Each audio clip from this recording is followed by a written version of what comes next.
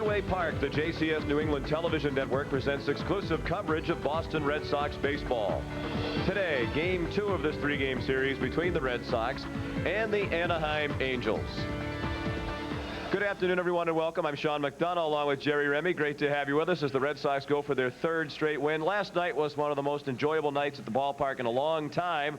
It was billed as the return of Vaughn, and it started with Mo receiving a thunderous standing ovation. He saluted the crowd as he stepped in for his first at-bat. But that first at-bat set the tone for the evening as Pedro Martinez took over the festivities. He struck out Mo, the first of a career-high 15 strikeouts for Martinez.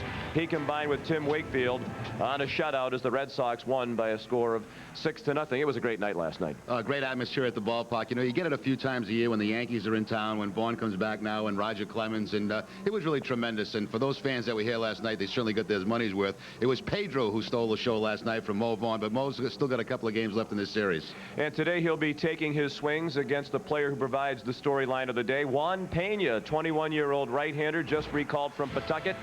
He'll make his major league debut today. Already a resume of highlights, including a no-hitter last year for Pawtucket against Durham. That was last July 22nd. He struck out 14 in that ball game. This is the second time, Sean, he's been called up to the Red Sox this year. He did not pitch the last time up, and you can imagine how nervous he must be this afternoon. You sit in that dugout last night, and you watch the reaction from the crowd. You look at Major League lineup for the first time, and you got to sit there and say, man, this is a little bit different than AAA.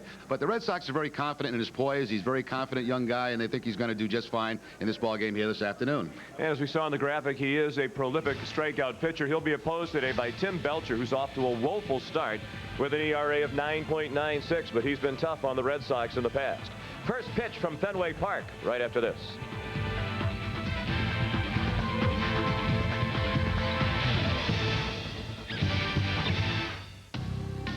Over the years, a lot of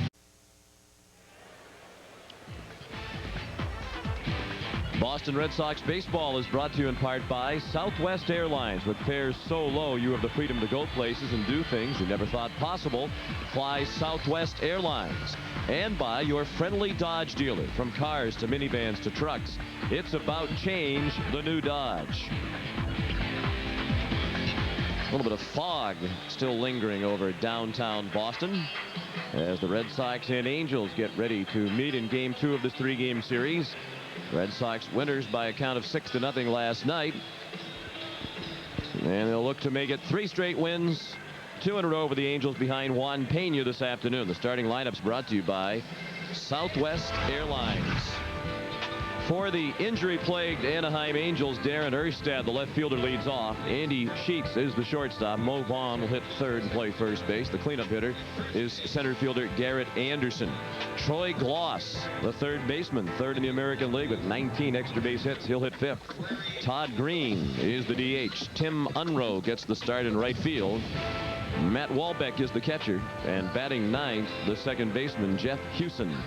The defense this afternoon for the Red Sox, John Valentin will be at third base. Nomar Garcia-Parra, the shortstop. Jose Offerman at second and Mike Stanley at first.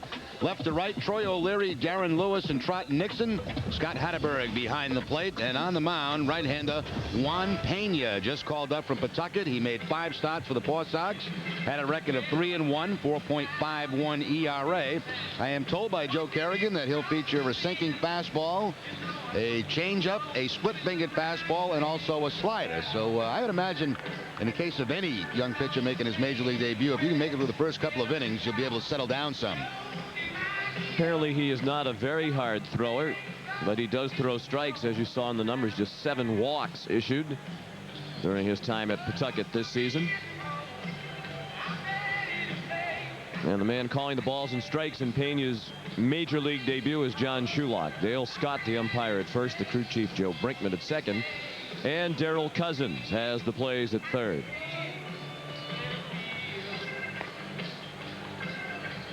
And Mo Vaughn, without anywhere near the hoopla that surrounded last night's game, ready to go to work here today.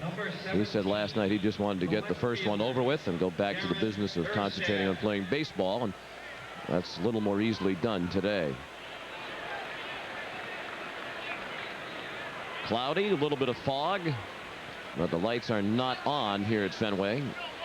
Very little breeze. And another cool day in early May as Darren Erstad leads off, hitting .248, 3 homers, 11 runs batted in. Pena's first pitch as a major leaguer is a strike. 57 degrees the game time temperature. The wind off the water from the east at 9 miles per hour. The first pitch at 107. The second pitch popped up in shallow right. Trot Nixon makes the catch. Trot's showing some sock out there in right field today with the stripes. Yeah, those are the rules in the old days. You had to show one of those blue stripes on your uniform, and he's taking it to another level today, showing a couple of blue stripes. 2 pitches and 1 out for Pena. Andy Sheets hits it right at the shortstop Garcia Parra. On to Stanley for the out.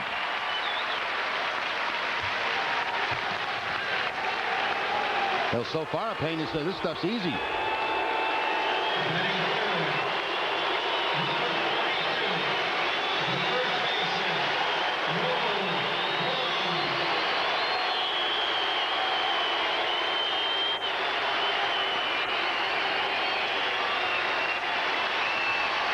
More of a mixed reaction today for Mo, although again more cheers than boos in his first at bat. Some of the fans on their feet, just about all of them were on their feet last night. So then they hooted at him the rest of the night, letting him know when he first came up, we appreciate what you did here, and then letting him know the rest of the night that he is now officially the enemy, hitting .259, 4 homers, 13 runs batted in. 0 for 4 last night was Vaughn. Pena missed outside, evening the count at 1-1. Red Sox put the shift on Vaughn in the infield. 3 guys on that right side. Just Valentin left at shortstop. And in the outfield, they're around the other way, knowing that Mo can't hit the ball off the wall and left. Pena dropped in a nifty strike, 1-2. You see the center fielder Lewis several steps toward the gap in left center. Nixon very deep in right. Pena trying for a 1-2-3 first, and he strikes out Mo Vaughn. A terrific start to his major league career for Juan Pena. After a half inning, the Angels nothing on the Red Sox. Coming up.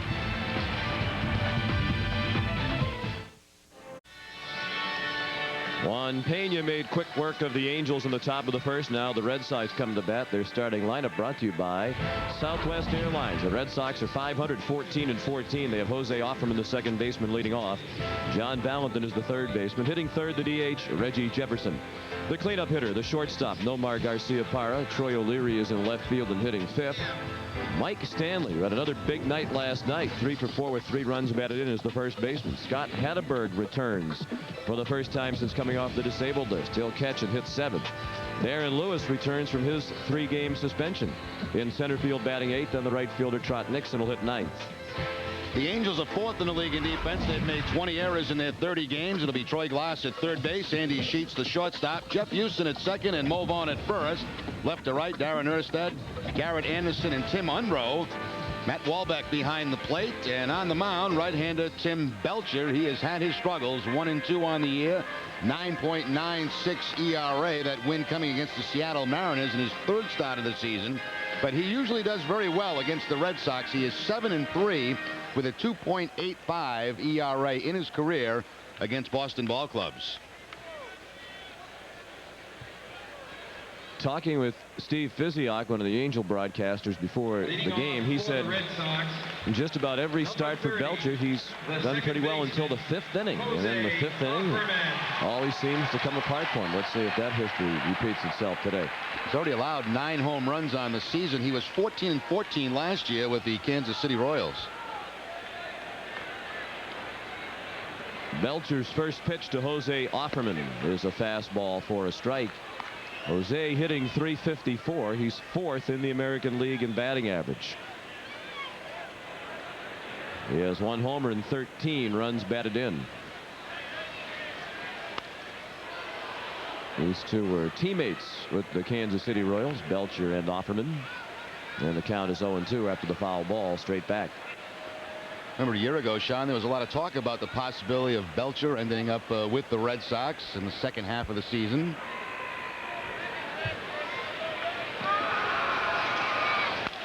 The 0-2 hit slowly towards second. Charged by Houston. Safe at first. Offerman. That's a hit.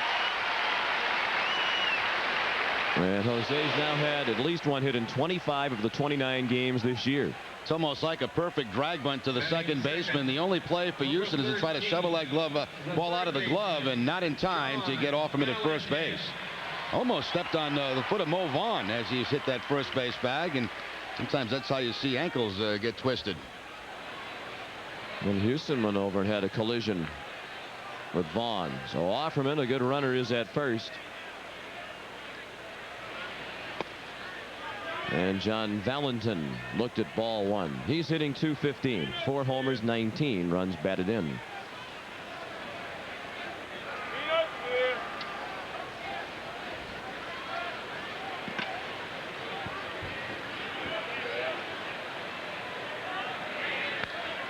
Foul ball.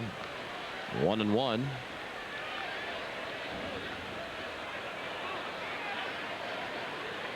Valentin had an RBI last night with a sacrifice fly in the third. Picked up another RBI with a double in the 7th and scored a run. He was 1 for 3. 19 runs batted in, a pretty healthy total given the .215 average. Out of play to the right. 1-2. One thing that's been in Valentin's favor, the fact that Offerman's got off to a tremendous start and been on base quite often. A lot of times stealing second base and getting the scoring position. Jose's the Red Sox team leader in stolen bases with 7. That's good for 6th in the American League. Tied for 6th. Tom Goodwin of Texas leads the American League with 14 stolen bases. The ball just a little bit up and in.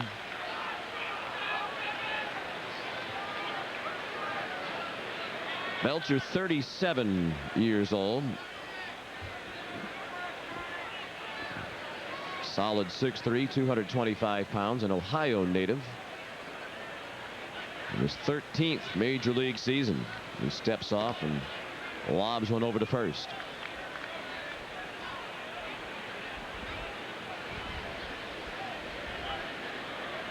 My goodness. Last 5 years he's had more losses than anyone. 66. Well, he also hasn't been on the best of teams over that span either. Kansas City was a losing proposition there. I believe some time with Detroit. Yep, 1 year in Detroit in '94. He went 7-15. Actually led the league in losses that year. Kansas City the last 3 years. He's had double figures in wins each of the previous 4 seasons.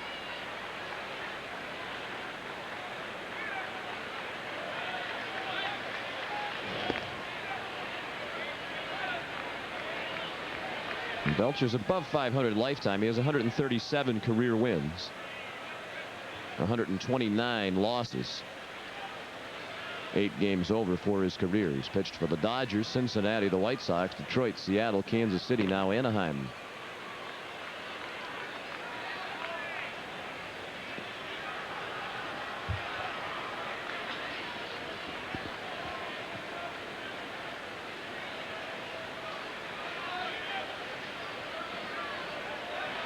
The pitch off speed and well hit in right center, but Unruh is there to wave away Anderson and make the catch.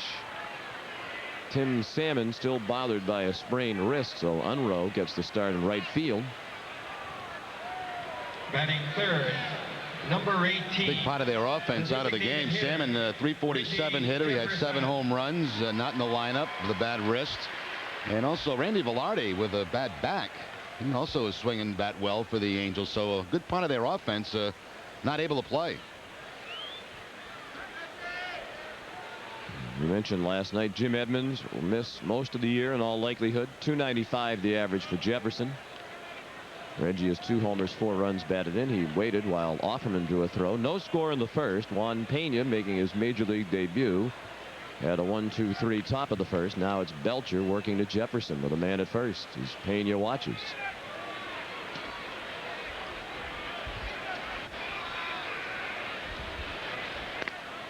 Foul ball off the catcher Walbeck, who's back in action after a heavy collision. with Troy O'Leary in the late innings last night. As Walbeck tagged out O'Leary on a play at the plate, Troy bowled him over. There was some talk after the game that some of the Angels were upset about that play. And we'll see if there's any lingering after effects. Bounced right at the second baseman Houston to Sheets to Vaughn. A 4-6-3 double play that ends the inning. After one, no score.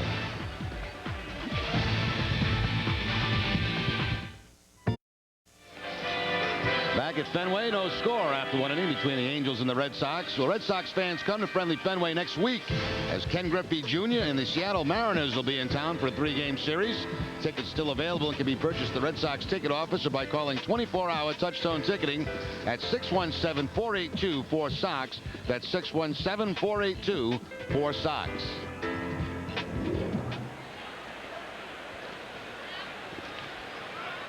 Juan Pena had an easy 1-2-3 first inning, his first as a major leaguer. And he'll face Garrett Anderson, Troy Gloss, and Todd Green here in the second. I was surprised to find out this morning that there are a lot of good seats available for that Seattle series.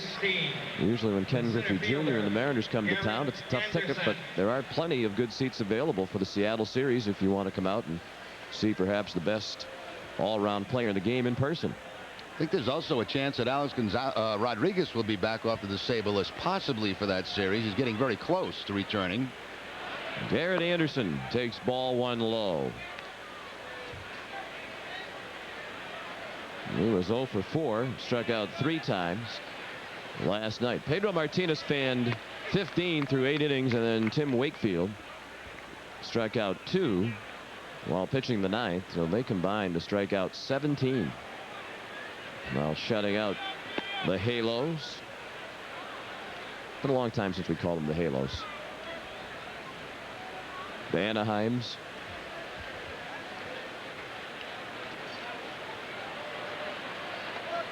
And Pena misses low. Juan's from the Dominican Republic.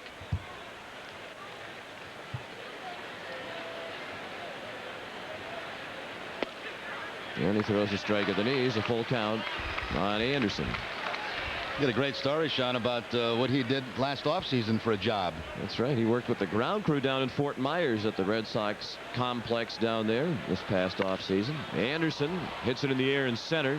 Lewis drifts back and has it just shy of the warning track. Red Sox wanted to be able to keep an eye and assist Pena with his offseason conditioning program. Number 14. He also benefited from having a little extra change in his pocket. As a member of the ground crew, they really didn't want him pitching in winter ball, wearing himself out, coming back into this professional season, the regular season. You think if there's a rain delay today, he'll help Joe Mooney pull the tarp out, get out the rake?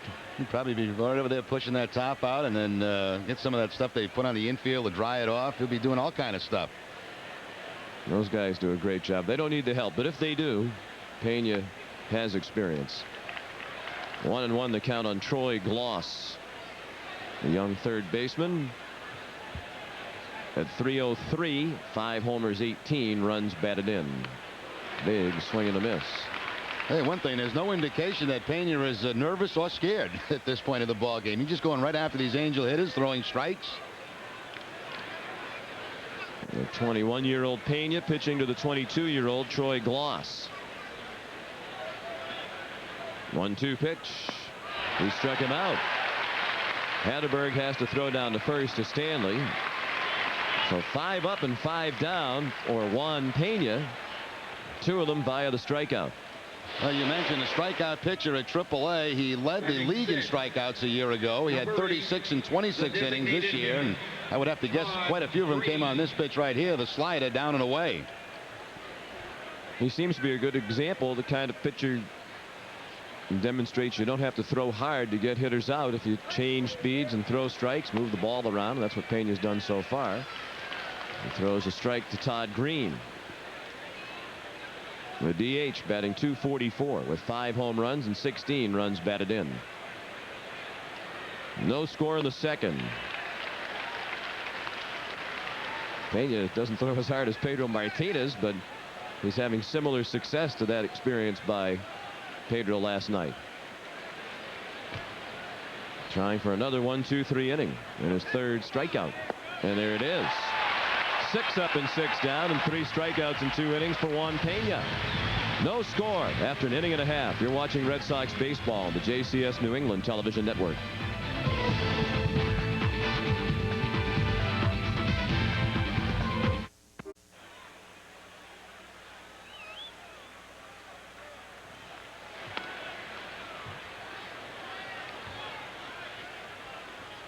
No score after an inning and a half. The Angels still looking for their first run in the series. Red Sox looking for their first run today in support of Juan Pena. Batting forward for the Red Sox, number 5. Nomar Garcia-Parra will lead off. Nomar Garcia-Parra, O'Leary, and Stanley. Here in the second for Boston. Nomar strides to the plate, riding a 10-game hitting streak. His average is .314. With 1 homer and 13 runs batted in.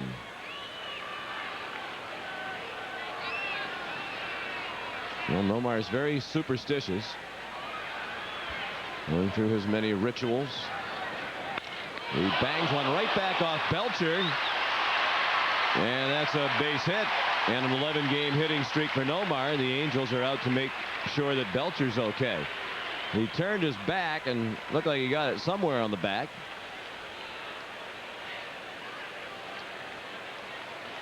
Well, the pitchers have had targets on them these 2 games in this series. And last night, Omar Oliveras a couple of times. The line drives right back up the middle. Pedro got hit by a ball off the leg. Actually, that looked like he got him on the back of the arm. Well, this gets Jeff Torborg off the hook. The base hit for Garcia-Parra. Starting to mention about Nomar's superstitions, and we hope that he wasn't aware that Jeff Torborg is here today, the former Major League player and manager, now a broadcaster. In the booth just to our left. He was here as a broadcaster on the day Nomar's 30-game hitting streak ended 2 years ago, and the day that the 24-game hitting streak ended last year. There's Jeff. One of the truly nice people in all of baseball. Working with Steve Physiak. Here's a look at the ball as it struck Belcher. Apparently he's going to continue. Number 25. He got turned around, and fortunately he got that in the back of the arm, but that is the pitching arm, so I have to watch that as the game goes on, see if that stiffens up on him. Oh, another rocket right back up the middle.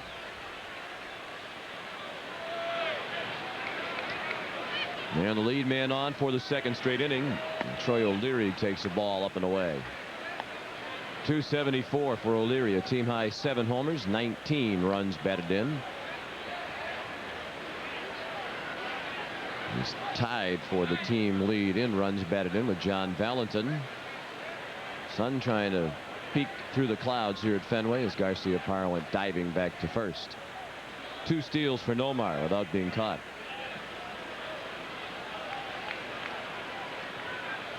Haven't seen a lot of the sun at Fenway Park this year. You know, it would be nice to see a little sunshine and last longer than maybe 20 minutes. I guess toward tomorrow, I guess it's supposed to break out and start to be decent. Time for Mother's Day. A little bit warmer tomorrow is the forecast. A ball low. Talking about, Sean, some bad feeling with some of the Angels by that slide last night by O'Leary, but after the play we saw Wallback go over, tap O'Leary on, almost like saying, you know, nice effort. Yeah, a little pat on the back.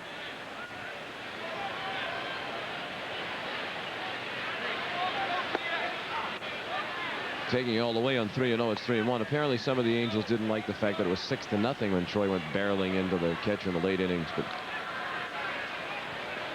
it's tough these days to keep track of when I guess you're supposed to play hard and when you're supposed to stop doing that. 3-1 pitch driven toward the left field corner. That is off the wall. Garcia-Parra into third, and O'Leary has a double.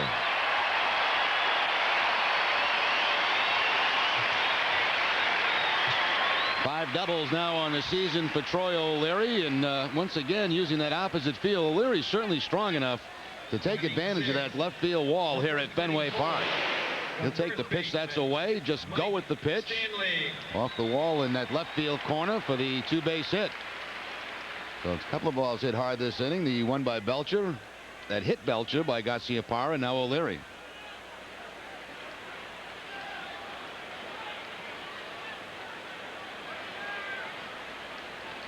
Two men in scoring position now for Mike Stanley.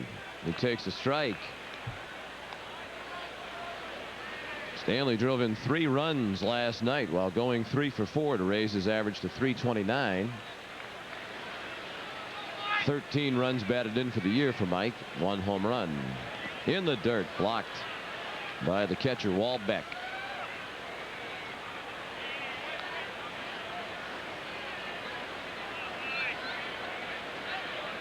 Stanley, one of the best, tied for 4th in the American League batting average with men in scoring position. Tony Fernandez leads in that category. He also leads the league in hitting overall.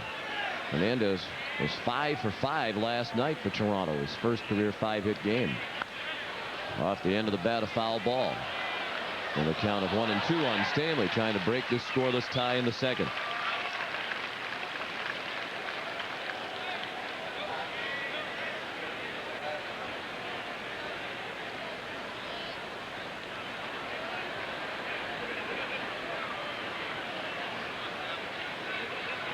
The 1-2 from Belcher. He struck him out. A big strikeout for the veteran right-hander. The first out of the inning without the runners advancing. Stanley's always had problems in his career against Belcher. A 190 batting average coming into this at bat. He'll keep that fastball away and pick up the big strikeout. Number 10, the catcher, Scott Hatterberg. Angels leave their infield back with the 1 out and 2 men in scoring position. The exception of third base, where Troy Glass is about even with the bag. Scott Hatterberg up for the first time since April 15th, when he went on the disabled list with an inflammation of the right elbow. For the season, Hatterberg 2 for 9 with 2 runs batted in. Spent some time on a rehab assignment down in Pawtucket. Went 1 for 10 in 3 games for the Paw Sox. 2-0. Scott missed 20 games with the elbow injury while he has been out. Jason Varitek has done virtually all of the catching, and he's done a terrific job. Rare day off for Varitek today. 2-0 pitch is a strike.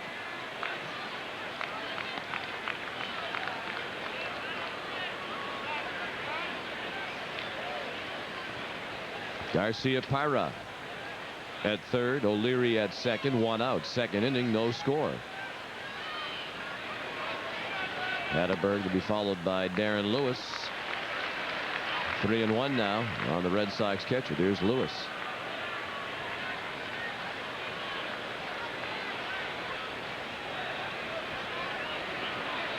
Saw Darren down there in the on-deck circle. We did not see the familiar smiling face of Lib Dooley, who sits down there and has for many, many years. And we hope she's feeling well. Ball in the dirt, ball 4. We understand she's been a little bit under the weather lately, but we're also told that she may return to her familiar perch down there in the front row later in the homestand, and that's good news. Yeah, looking forward to seeing her back at the ballpark. Hopefully on a couple of the road trips. She usually makes about 2 or 3 a season. There's a report going around. We may see her in Toronto next weekend, and that'd be great. That's one of her favorites, Toronto. I believe her family has had those seats down there for 55 years. Now here's Darren Lewis after serving his 3-game suspension for his battle with Jarrett Wright of Cleveland when he charged him out after Wright hit him for the second time in their one-on-one battles. Down the line and foul. Obviously Lewis did not appeal his suspension, but apparently when the time comes and they get to New York, he is going to have an audience with Gene Budig. He wants to talk about the fact that this is twice now that Wright has hit him up around the head. And I imagine Darren wasn't too pleased about the aftermath too, when Wright was screaming at him and pointing at his head. Great numbers for Lewis in his career with the bases loaded. A .404 average, 1 grand slam. 1 strike pitch. Looked like he got a pretty good pitch to hit, a hanger about letter high, and he fouled it off. Lewis just finishing his suspension. Real Cormier now in day 2 of his. So he'll be back and ready for the Seattle series here at Fenway. Lewis trying to break this scoreless tie with the bases full. He pops it up, not very high in the air. It'll be close for Wahlbeck. And he didn't get there. Fan reached over and caught it, but no interference because Wahlbeck wasn't close enough to the ball to make a play. That didn't get very high in the air. Wahlbeck checking out just how far he is from that wall, and there's no way he was going to be able to reach that, and that's why Shulock did not call fan interference on that play. If he's camped under that, though, and that fan reaches over, they'll just call the batter out. Belcher could use another strikeout. He struck out Stanley for the first out of the inning with men at second and third. Now the bases are full with one out. The 0-2 pitch to Lewis, hit in the air and right. Should be deep enough to score Garcia-Parra. The lead 2 runners are tagging. Unruh throws toward third. It's cut off. Garcia-Parra scores, and the Red Sox lead 1-0. 6th RBI of the season for Darren Lewis. Well, you'd always prefer the base hit, but you'll certainly take the sacrifice fly and get one of those runs home. Lewis put a pretty good battle on Belcher. Made a nice pitch on him. The ball that he fouled off that Wahlbeck could not get to. Got another chance and delivered with the sacrifice fly to right. 6th RBI in the season for Lewis. Now Trot Nixon with Bennett first and third. O'Leary tagged and took third. Hatteberg's at first. Nixon takes a fastball for a strike. Trot's hitting 155, 2 homers, 5 runs batted in. He's put together a modest 3-game hit streak with 1 hit in each of the last 3 games.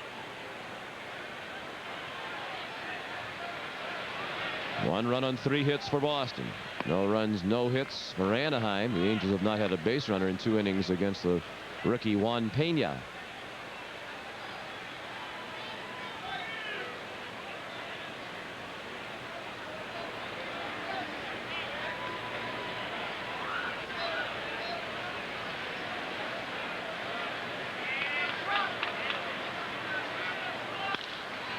Chopped to second, right at Houston. He flipped to Sheets for the out that ends the inning. The Red Sox get a run in strand 2. After 2, Boston 1 and Anaheim nothing.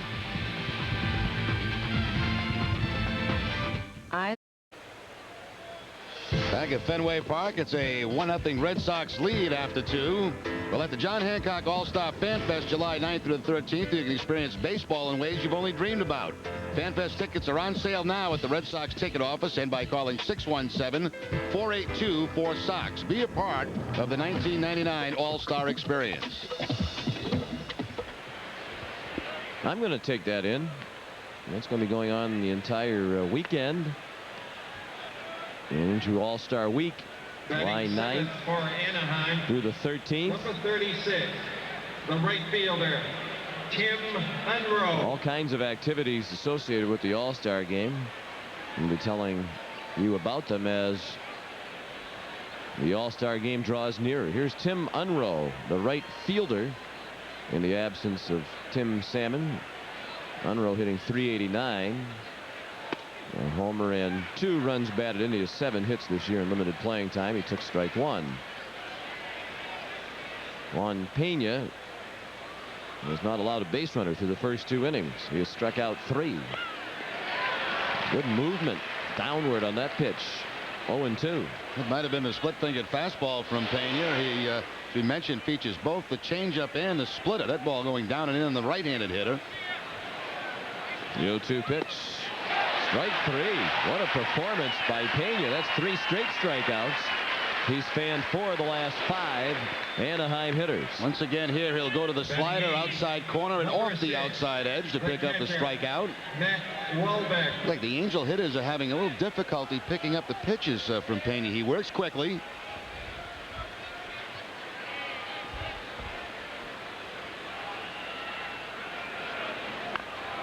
Trying to bunt his way on. Wahlbeck, a good bunt. Stanley to Pena for the out. Well done by Stanley and Pena. It was a good bunt by Walbeck. The catcher almost caught the Red Sox by surprise, but they made the play for the second out of the inning. And again, Pena really in this game. I mean, they just see him break right away over to first base. The out of the glove feed by Stanley, and doing his job by covering first base. Number 5. Here's the difference when you drag bunt. Maybe 2 more steps to the right of Stanley. That's a base hit. Look at those numbers. 24 pitches, 19 of them strikes for Pena. 8 up and 8 down for Anaheim. 1-0 Boston in the third. The number 9 hitter Jeff Hewson takes a strike on the outside corner. The veteran hitting 188. No homers or runs batted in. He's 6 for 32 for the year. 1-1 now.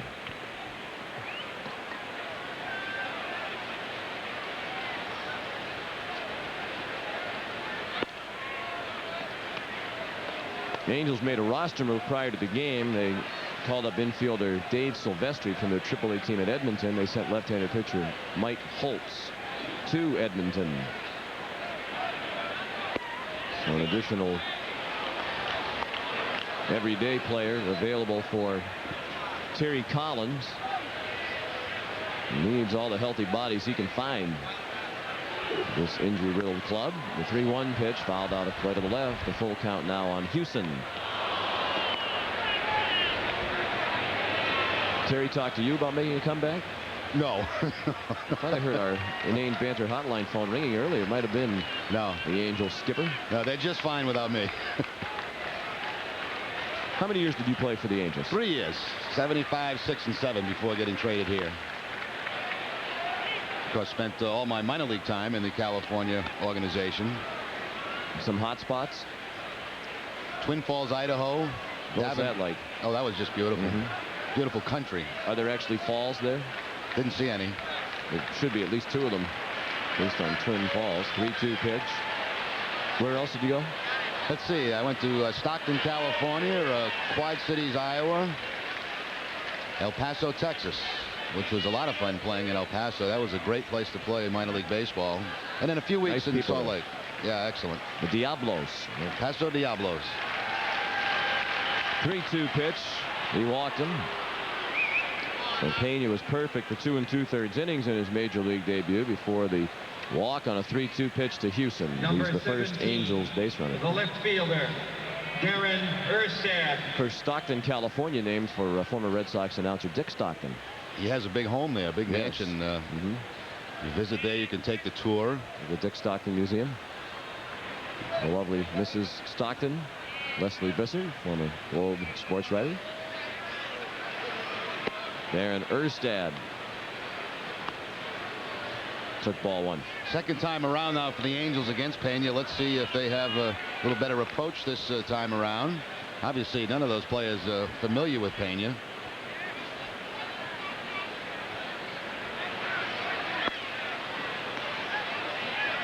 Two 2-0. Erstad fly to right.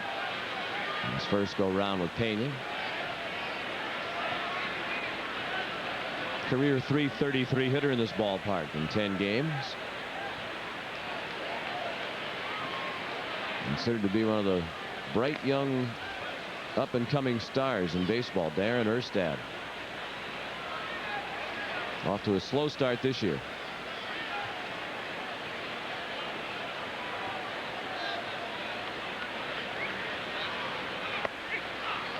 Borderline strike. Erstad's just 24 years old. We had Rick Helling the other day, I believe, was from what, Fargo, North Dakota, Yes. and I think the same area where Darren Erstad is He from. lives in Fargo. Born in Jamestown, North Dakota. Graduate of Jamestown High School. He drives one to right center. Nixon can't get it. It's off the wall. Hewson being waved around, and he will score as the throw got passed off him and was backed up by Garciaparra. Erstad's double is the first Anaheim hit, and it's tied the game at 1. It's one of the few bad pitches that Pena's featured this afternoon. It was something off speed that stayed up in the zone right there on the outside corner. But when the off-speed pitch stays that high, usually it's danger. Red Sox would have liked to see this ball bounce into the bullpen. That would have kept runners at second and third. Instead, it bounces off the wall. And all the way around to score will be Houston, who reached first base on the walk.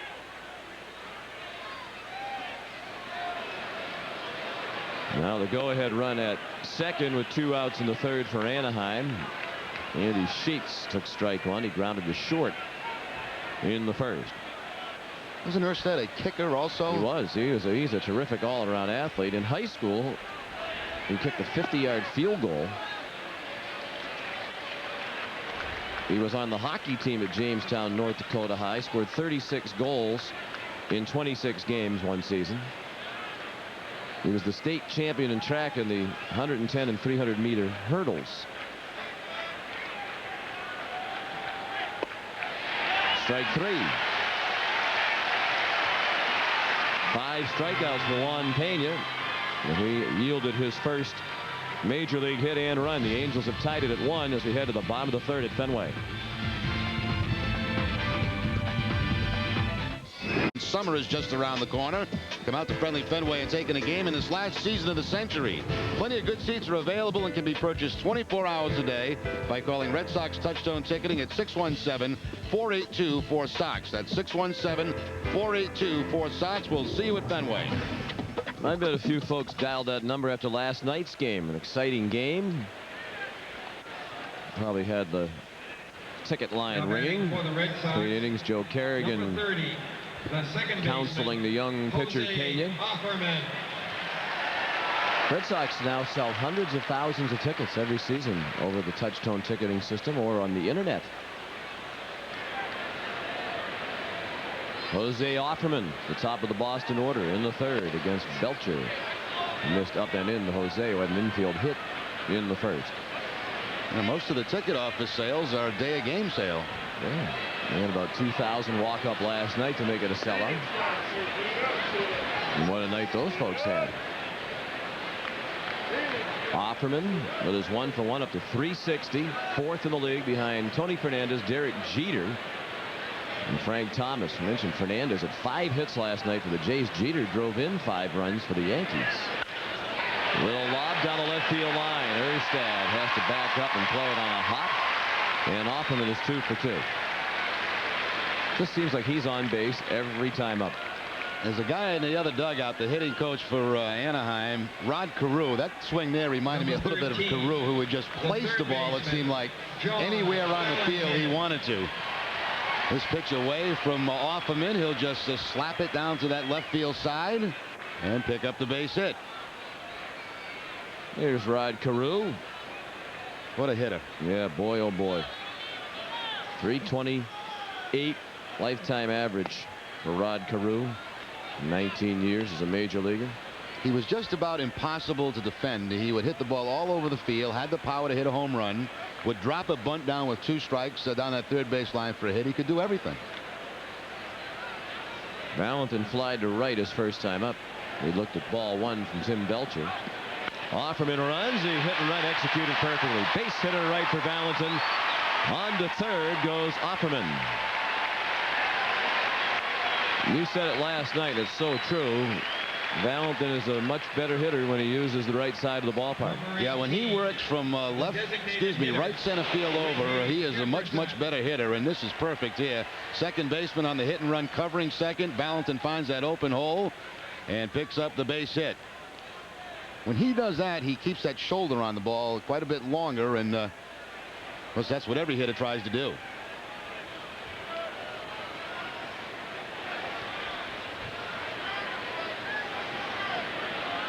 The Red Sox trying to reclaim the lead. Jefferson hammered one foul.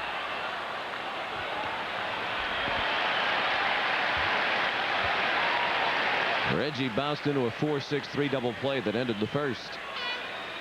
1-1 the score. The Red Sox out hitting the Angels 5-1. That run in the top of this inning, the first run of the series for Anaheim. Look out. Oh my goodness. Reggie, who was beaned last year, stops and says something to Belcher. That had to bring back unpleasant memories of last year when he got hit in the head in the game down in Fort Lauderdale against the Florida Marlins, and that was the beginning of the end of the season for Reggie. There's certainly something that Belcher's not trying to do in that situation. First and third. He wanted to come up and in on Reggie, but got him off the shoulder. And you're right, Sean. I'd imagine every time a play has been hit in the head, it has to bring flashbacks every time there's a pitch close. So now the bases are loaded with nobody out for Nomar Garcia-Parra, who had an infield hit, a ball that hit Belcher last inning. Gets one down to third. Here comes a throw to the plate. They tag Offerman out for a double play. Gloss stepped on third and then alertly threw home to Walbeck, who had to apply the tag on Offerman. He did. With a slower runner down the line, this was almost a tailor-made triple play ball off the bat. Could have went either way, right? Could have tagged third, gone to second and first, but he made a fine play. Throws it inside Offerman. Walbeck gets it in time, blocks the plate, and applies the tag. Nice heads-up play by Troy Gloss, the third baseman.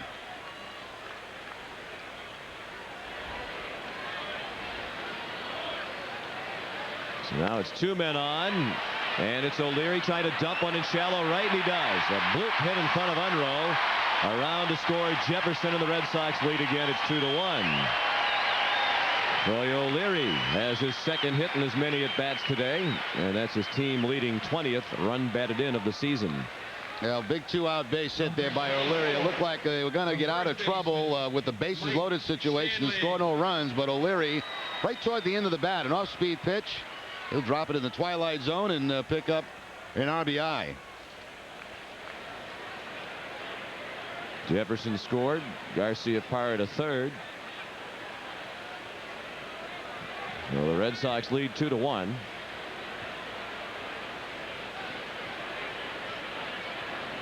Belcher got off lightly last inning when the Red Sox had second and third and nobody out. Bases loaded and one out, and scored just one run.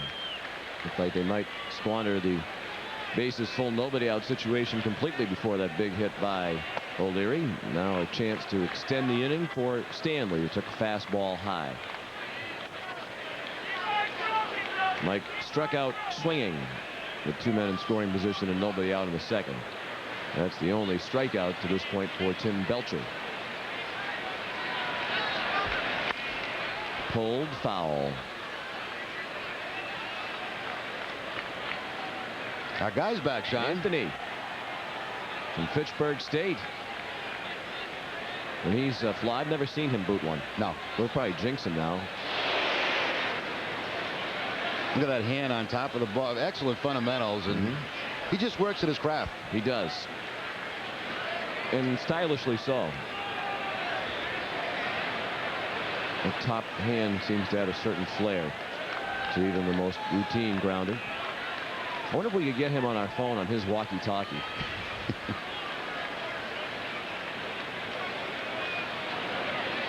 1-1 pitch fouled off the end of the bat. 1-2.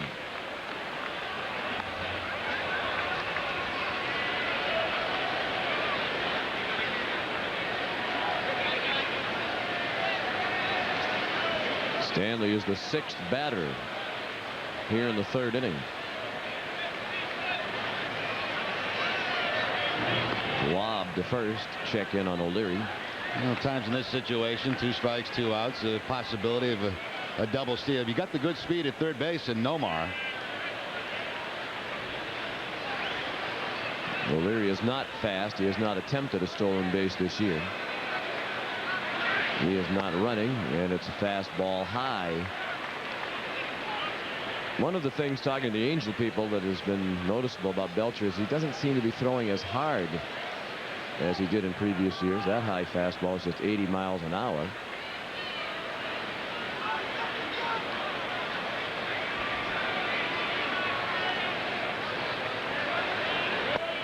Strike 3. Looked like Stanley missed a pretty good pitch to hit. Second time he is struck out. Belcher yields just 1 run in the third, but the Red Sox have the lead now, 2-1. Back in a moment. We're back at Fenway Park. And through 3 innings, the Red Sox lead 2-1. They've out-hit Anaheim 6-1. An impressive debut for Juan Pena as a major leaguer. He has struck out 5, has allowed just 1 hit. Shown a variety of pitches. He's changed speeds very well. Has had excellent control. Well, the 1 walk did hurt him. Houston walked and scored on the Erstad double in the 3rd for the only Anaheim run of the game. The Red Sox with single runs in the 2nd and 3rd. Now batting for Anaheim, number 42. And Pena will face the meat of the order for Anaheim here in the 4th. Mo, Vaughn, Garrett Anderson, and Troy Gloss, the 3, 4, and 5 hitters. Mo struck out swinging his first time up. Now 0 for 5 in the series with 3 strikeouts. And 0 for his last 11 going back to the last series he played in. Ball 1 outside.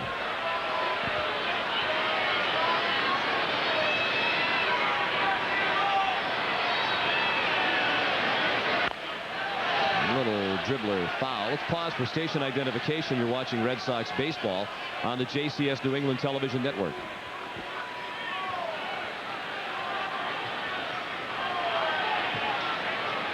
EITV Channel 5, Eastern and Central Maine's home for Boston Red Sox baseball. And the pitch is a called strike. You know, it was boxed around a bit by Hatteberg. 1-2 on Vaughn. As Jerry mentioned, he's been in a slump. The ankle still bothered him a little bit. He mentioned he sprained his ankle the first game of the year. He just did fight that one off. That's he's very lucky he didn't break that ankle on that play in Anaheim, first game of the season. That's going to take a long time to get back to 100%. That's his push-off leg, his left ankle. They have the shift on again in the infield for Mo. Takes the ball down and in. Here's a look back at it. Opening night at Edison Field in Anaheim, over by the Cleveland dugout. An awkward spill. And then while batting, he fell down and wound up missing time as a result of the ankle injury. The tough thing about that injury, Sean, is that you can't do very much when you're on the disabled list and trying to get back. You obviously can't go out and jog on it or run. It's very difficult to take batting practice.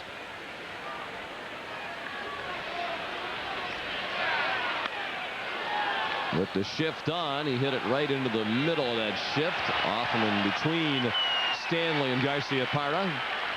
On the right side, 1 out. Pena jammed him that time. Hit that fastball inside on Vaughn. The center fielder, Garrett Anderson. Big guys like to extend those arms. That time inside and really tied up Mo with that ground ball to second base. Pena's first pitch to Garrett Anderson is outside and low. Anderson flied to center his first time up. The Red Sox lead 2-1. And the 21-year-old rookie Pena making his major league debut, handling himself very well. And he missed low again, 2-0. Get some very special birthday wishes you want to get out, don't you? One of the all-time great Red Sox fans tuning in today, Catherine Healy, watching in Yarmouthport down in beautiful Cape Cod, celebrating her 90th birthday. Watches all the games. Her nephew is one of our favorite people, Jack McCormick. Does such a great job handling all sorts of important situations for the Red Sox, including travel, and he is an ace and a great guy. And she's a wonderful lady, and we hope she's having a happy birthday. She's certainly enjoying watching Juan Pena pitch today. He has struck out 6, 2 down here in the 4th. Again, it looks like this may be the splitter going down and away from Anderson. You have to tell a straight change or a splitter, but certainly plenty of movement on it. Well, he's been very impressive in this early going. I mean, you know, you expect the kid to be nervous, and I'm sure he's nervous, but showing no signs of that on the mound.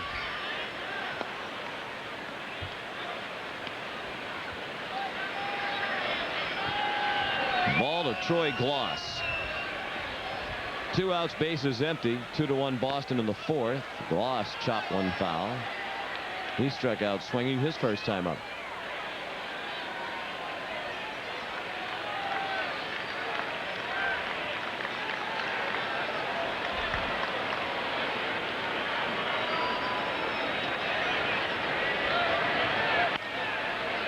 Chopped to short. Picked up by Garcia Parra. Strong throw and another 1-2 for the inning for Pena. He is breezing right along. We head to the home half of the 4th at Fenway Park. The Red Sox 2 and the Angels 1.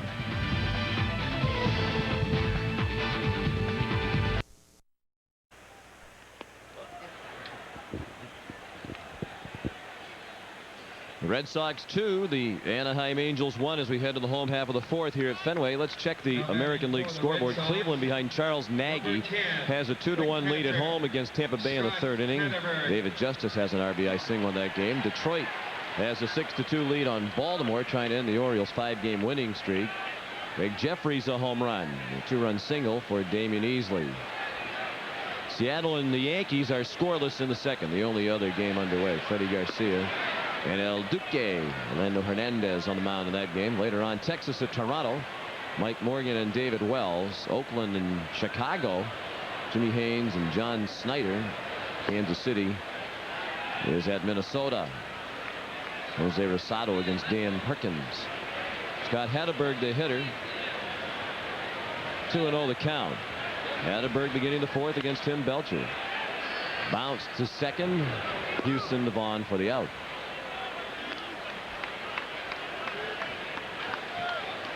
Hatteberg now 0 for 1, having walked his first time up. Number 20. Well, only one easy inning for Belcher in this game back in the 1st. He got a double play from Jefferson in that 1st inning, but he has struggled in the next 2, but the Red Sox just with the 2 runs.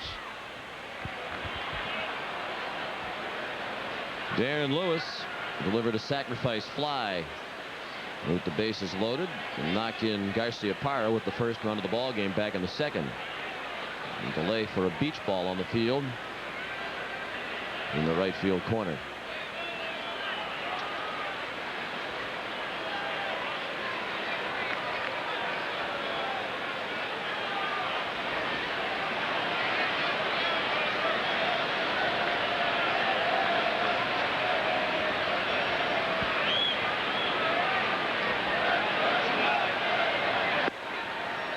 There's a strike.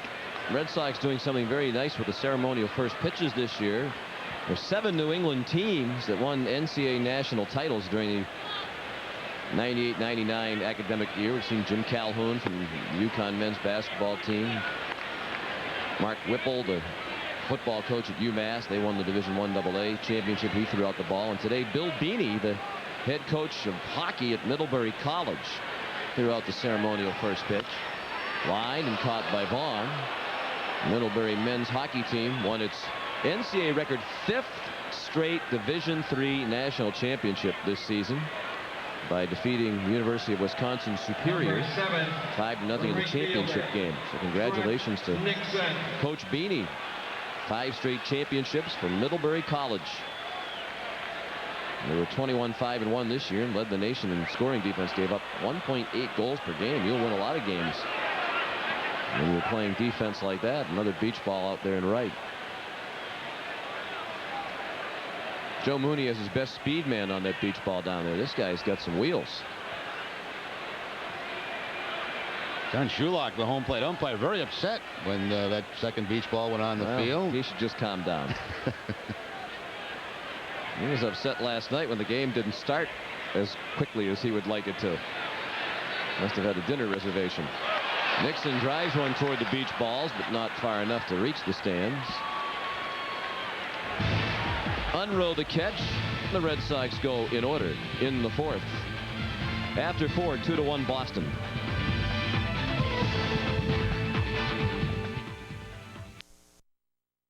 Red Sox lead 2-1 through 4 innings. The Angels are here again tomorrow at 1 o'clock. We'll have the ball game for you over most of these stations. And then the Seattle Mariners invade with good seats still available for all 3 ball games. Monday and Tuesday night 7 o'clock starts. Wednesday at 7:30. All 3 games of the Mariners series on NESN. And we return to action Friday night from Sky Dome in Toronto at 7 o'clock over most of these stations. First meeting of the season between the Red Sox and the Blue Jays Friday night. Juan Pena's first pitch of the 5th just missed outside to Todd Green, who struck out swinging his first time up. Pena's been terrific, has given up just 1 run on 1 hit. Green pops it up, shallow left. Garcia-Parra ambles out to make the catch.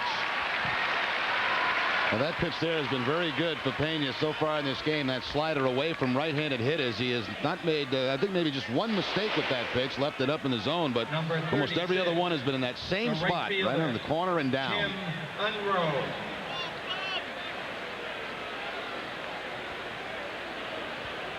Pena's retired 5 in a row. He started the game by setting down the first 8 Angel hitters, then walked Jeff Houston on a 3-2 pitch with 2 outs in the 3rd. Houston scored on an Erstad double. Darren's doubled the only Anaheim hit. Pena's retired 5 in a row since. He threw strike 1 to Unroe. Tim struck out swinging his first time up. And he's in the hole here, 0-2.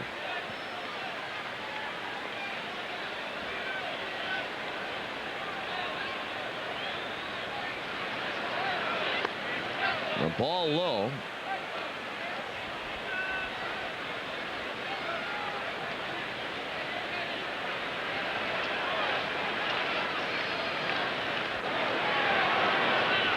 And strike 3. Unroe whiffs for the 2nd time.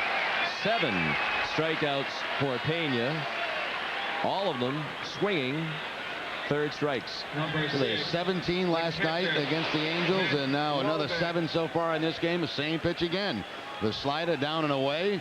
Must have a very late break to it, because certainly the Angel hitters are not picking it up very well. And the 17 strikeouts last night combined for Martinez and Wakefield, only 1 of them was a called 3rd strike. So 24 strikeouts in a game and a half for Anaheim. 23 of them with swinging strike 3s. Matt Walbeck tried to bunt his way on. Stanley and Pena combined to make a nice play in the 3rd. That was a fastball. That was about 84, 85 miles an hour. So he's certainly not overpowering. And he throws strikes and changes speeds nicely, and he's ahead of Walbeck, 1-2. And what a pleasure to play behind. He works quickly, gets the ball, wants to throw it. The pitch in the dirt.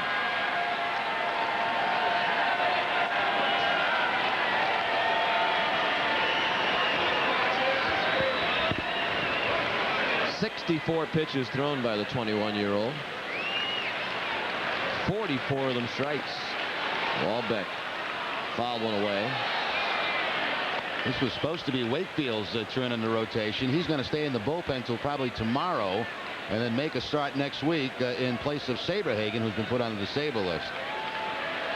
Wakefield is slated to start Tuesday night, the game here against Seattle. Line to base hit. Just past the diving Garcia-Parra. Sliced away from Nomar.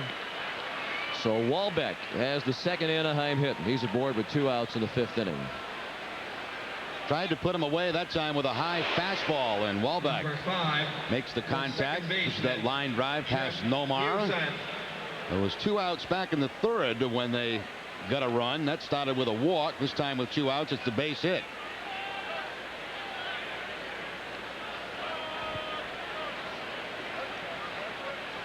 And Houston is the batter. And he lines one to left center. Lewis on the run, makes the catch. It was slicing away from Darren, but he used his excellent speed to run it down and end the inning. After 4.5, the Red Sox 2 and the Angels 1. Over the years, a lot of You have the freedom to go places and do things you never thought possible. Fly Southwest Airlines.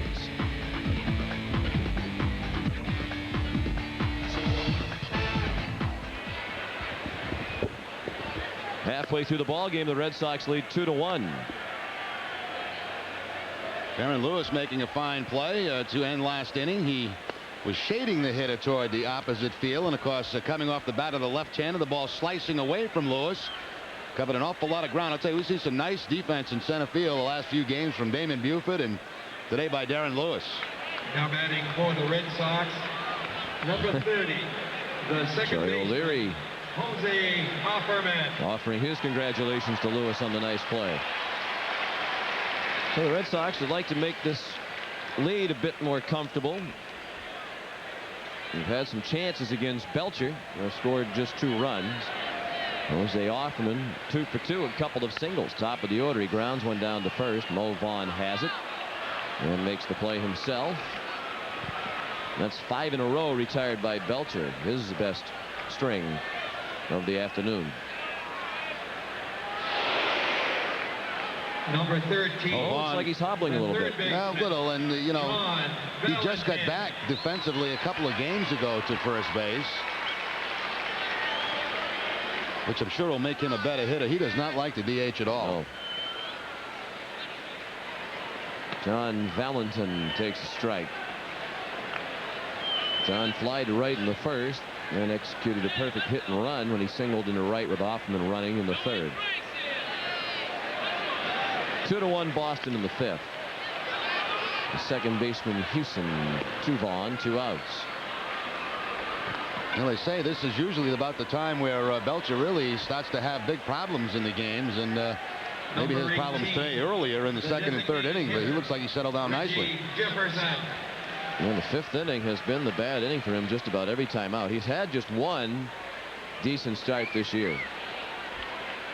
That was a game against Seattle and Anaheim when he went 7 innings. Other than that, he hasn't made it past the 5th in any of his other 5 starts. Chance to do that today with 2 outs in the 5th. Reggie Jefferson, the batter, 1 strike to count. Reggie was hit by a pitch and scored in the 3rd. Bounced into a double play in the 1st. He lines one to the left field corner. Erstad over to play it. Reggie trying for 2. Erstad with a strong throw, and Jefferson is safe.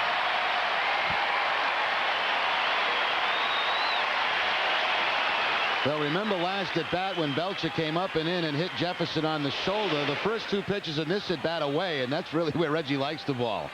Right down that left field corner. Nice play by Darren Erstad all the way in the air, but Jefferson beats it for the double. 2-out double. Reggie getting the word from Dave Joust, the first base coach, to continue on to second base.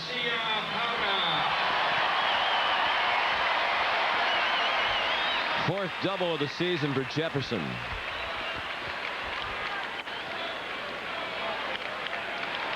Here's Nomar had an infield hit and scored in the 2nd when he had a line drive that hit the pitcher Belcher off the back of his right arm, the upper arm. Nomar reached on a fielder's choice in the 3rd. And he hit into a double play with the bases loaded. A 58-footer that skips past Walbeck, and on to 3rd goes Jefferson. Wild pitch charge to Belcher, his first of the day. And Belcher threw that one almost directly into the ground. That bounced way out in front of home plate. Nice block by Walbeck, but it deflects far enough away where Jefferson can get to third base now with 2 outs.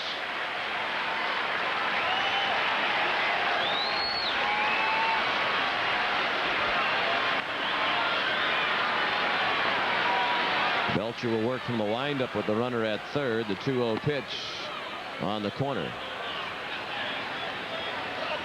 Well, the sun was out for a while, but the clouds are back. Looks like the fog's starting to roll back in over downtown.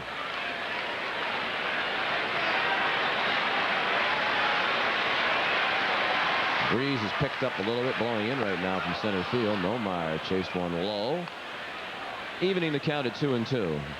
There's some of the clouds and fog over downtown. He returned to Boston from that last road trip, Monday night from the West Coast, and it's been fog every day since we've been back. It was really thick last night and this morning over by the waterfront. The 2-2. In the air in center, Garrett Anderson casually makes the catch. That ends the inning. The Red Sox take the man at 3rd. 5 innings played at Fenway. The Red Sox 2, the Angels 1.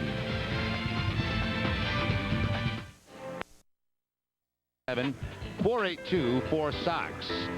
That is a 7:30 start on Wednesday, I believe, and You are correct, sir. with Griffey and the rest of the Mariners coming to town, that's a heck of a buy. What a salesman you are.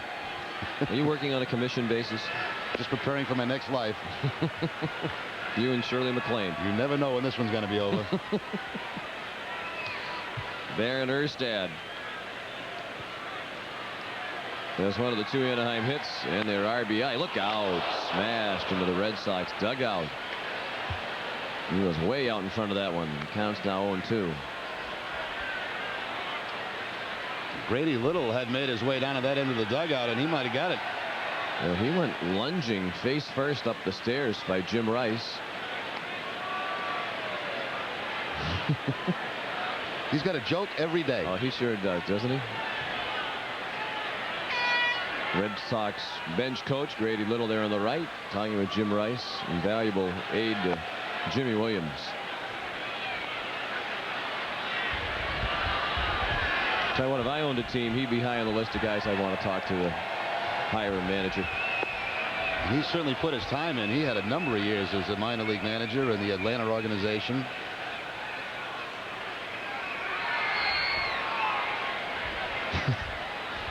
Just looking at him makes you laugh. And he's just, as you say, always armed with a joke, always in a good mood. I mean, you never find him having a bad day. I must admit, too, a lot of the jokes, I probably get about maybe 4 to 7 of them.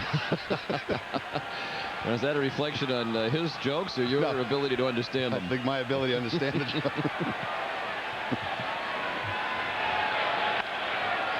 In the air and left. O'Leary drifting toward the line to make the catch. 1 out.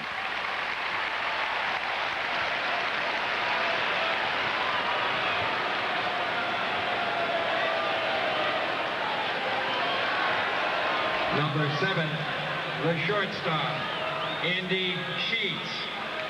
Juan Pena pitching very, very well in his major league debut. He's allowed 2 hits in 5 1/3 innings. The Red Sox lead 2-1. Andy Sheets is 0 for 2. He sends that out of play to the right.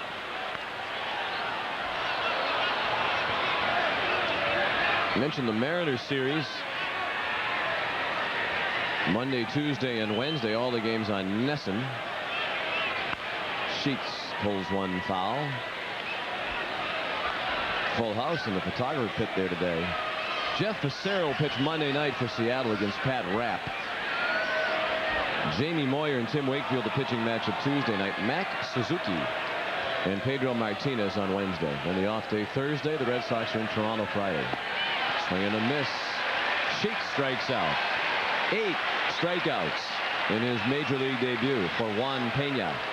Number 42. Well, it's tough to follow the act last night of Pedro Martinez, but certainly the rookie Pena doing the best he can do. Another slider, that one well off the plate. And again, I think these right-handers are having an awful tough time picking up that breaking ball from Pena.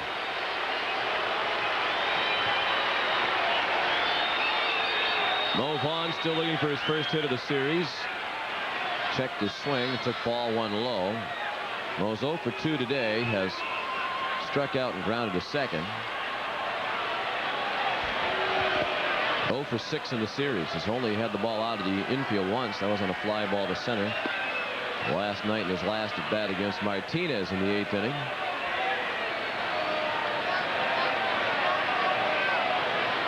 Shift on again in the infield with the outfield around toward left. A lot of room toward the triangle for Mo.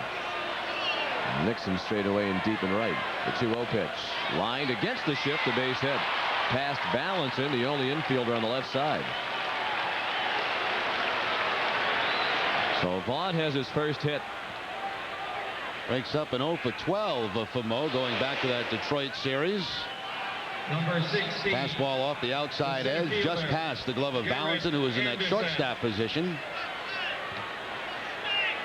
And I think that would have been a hit even if they didn't have the shift on. That's ordinarily just about where the hole is on that side. Yep. Very seldom does Mo go to the left side of the infield on the ground. He'll go out to left field in the air, but very seldom on the ground. And that's why you see most teams put that shift on Mo. Joe Kerrigan at the mound. There is bullpen action for Jimmy Williams. Derek Lowe has started throwing. Pena's thrown 79 pitches. He averaged about 5 innings a start in his 5 outings at Pawtucket. They pitched 26 innings over 5 starts.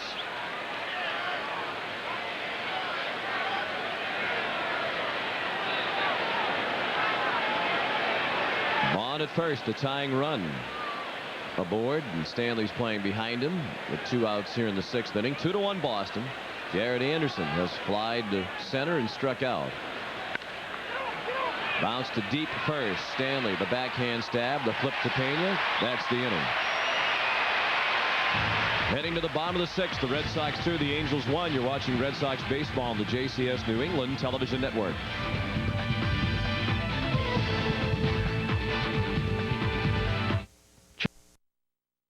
Getting ready to come up in the 6th. On the scoreboard, Tampa Bay now has a 3-2 lead over Cleveland. It's Detroit 7 and Baltimore 4. The Orioles got back-to-back solo homers from Mike Bordick and Charles Johnson. And Seattle on a Tom Lampkin homer, his first of the year, leads El Duque and the Yankees. The rest of the action in the American League later on. Troy O'Leary working on a perfect day. He took ball 1 low. Troy doubled to left and was stranded in the 2nd. He singled to right to knock in a run with 2 outs in the 3rd. That run is the difference in the game. A strike. Now, you mentioned earlier you played in the Quad Cities. I've been sitting here all day trying to think, what are the Quad Cities in Iowa? I think one of them or 2 of them in Illinois. Yeah, Davenport, Moline, Bettendorf or Bettencourt, something like that. You didn't live there when you played? No. In Chicago. I wish. Line into the gap in left center. 3rd hit of the day for O'Leary. He'll have to hurry, and he is safe. Just ahead of the tag of Jeff Hewson and the throw of Garrett Anderson. 3 for 3 for O'Leary with 2 doubles and a single. 6 doubles now on the season for O'Leary. He's got the perfect day going. 2 doubles and a single. Also drove in a run. Garrett Anderson making another fine play in the outfield. That ball bounces off the cement part of the wall down below the padding. Makes the throw all the way in the air, but O'Leary safe at second base with the leadoff double.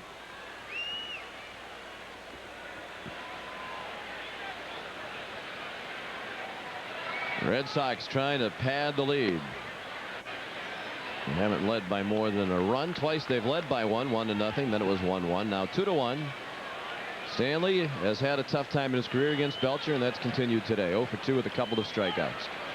Belcher has just 2 strikeouts, both at the expense of Stanley. Good stop by Walbeck on another ball well short of the plate.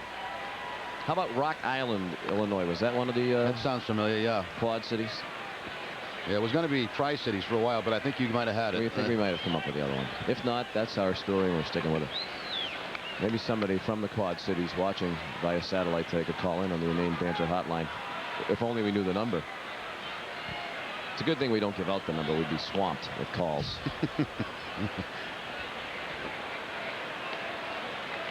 2-1 the count now.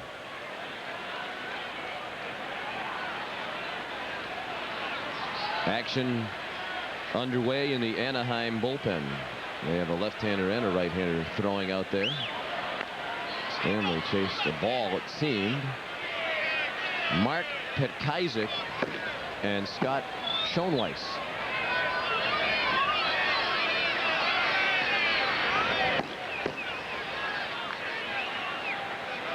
The 2 names Jerry Remy was working on before the game. Yesterday and today.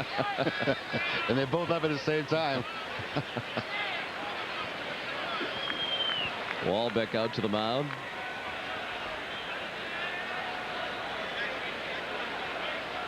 There's the pitching coach, Dick Pohl. Dick was doing some work with Belcher between starts, trying to get him on track. 72 pitches thrown by Belcher today. His 2-2 to Stanley was chopped foul again.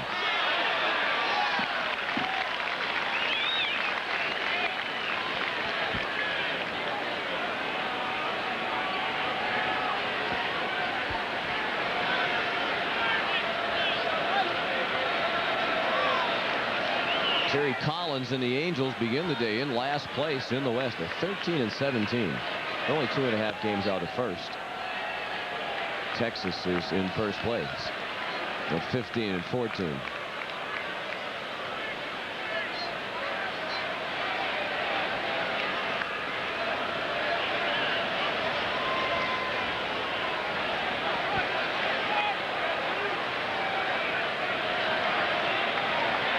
The 2-2. Strike 3, the hat trick for Stanley. He walks off without an argument as he took one at the knees. 3 strikeouts for Belcher, all of them at the expense of Stanley. Well, there are certain pitches that just give you trouble, and in Stanley's case, Belcher has been that way for his career. We mentioned 190 coming into the game. He's got him 3 times to strike out now in this ball game. You have the guys that you hit well, and you also have a bunch of them that you don't hit well, and certainly that's the case with Stanley against Belcher. Ball 1 to Scott Hedberg, who walked in the second. Grounded to second in the 4th, playing in his first game since April 15th. Forced to go on the disabled list with inflammation of his right elbow.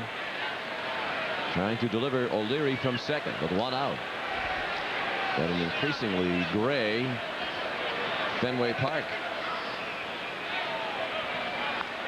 Clouds and fog settling in. We just had the weather report on the big screen out there in center field between innings, and we were told it was not going to rain during the ball game.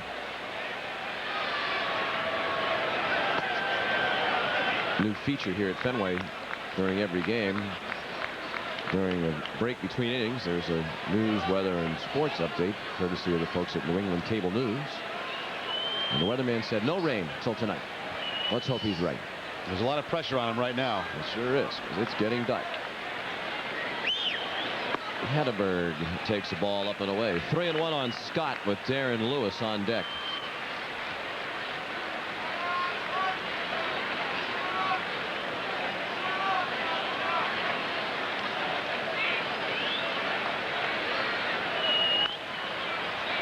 Chopper foul down past Dave Jouse.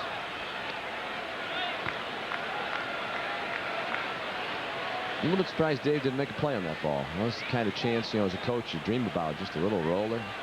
Hey, usually he'll do that too and then flip the ball up in the first couple of rows to a fan for a souvenir.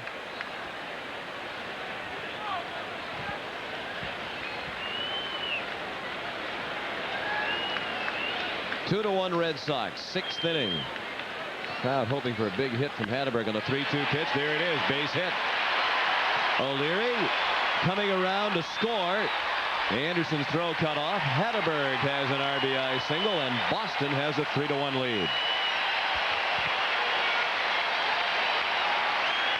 Now that has to feel good for Hedberg, spending time on the disabled list, just coming back to the ball club and on base a couple of times today with a walk in his first at bat. Now a off-speed pitch, might have been a changeup, a splitter that he'll take for a base hit.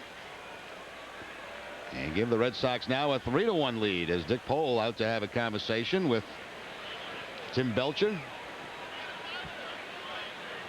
Pohl, the Red Sox bullpen coach last season, worked very closely with Joe Kerrigan and the pitching staff. Of course, Dick pitched for the Red Sox. The center fielder. Dick Pohl walks right by his buddy there, Wendell Kim, too. Those two very close. They were together in San Francisco as coaches, in addition to their time together with the Red Sox. That was Dick's security blanket. He didn't like flying very much. Oh, no. At all, as a matter of fact. Well, Dick Pohl is definitely a white-knuckle flyer. Lewis pops it up in shallow right center. Anderson takes charge. 2 outs. He would have this certain lucky seat that he would sit on in a plane. And Wendell was always right there with him, either in the seat in front or in back of him. And anytime there's a little bump in the road, Wendell would have to calm it down. The right fielder. And if somebody sat in those seats, he would make him leave. Yes. Here's a fun guy to sit and talk with on the plane. But you notice that if it did get a little turbulent, his attention tended to drift. Nixon drives one to left. Erstad on the run. It's over his head. Hedberg around second, digging for third. Nixon trying for 2, and he's there. The throw goes to third. It's a double to Trot Nixon. He's 1 for 3 today, and that's a 4-game hitting streak for the Boston right fielder. Well, ever since they've worked on that stance of his on the road trip, he has been swinging the bat much better. And this is nice to see, going to the opposite field. So many times early in the season, he'll try to pull that outside pitch. And obviously to his advantage, especially here in Fenway, to go the other way with that. Picks up the double. Let's see if they walk off him in here with first base open. Take their chances with Valentin. Jose Offerman.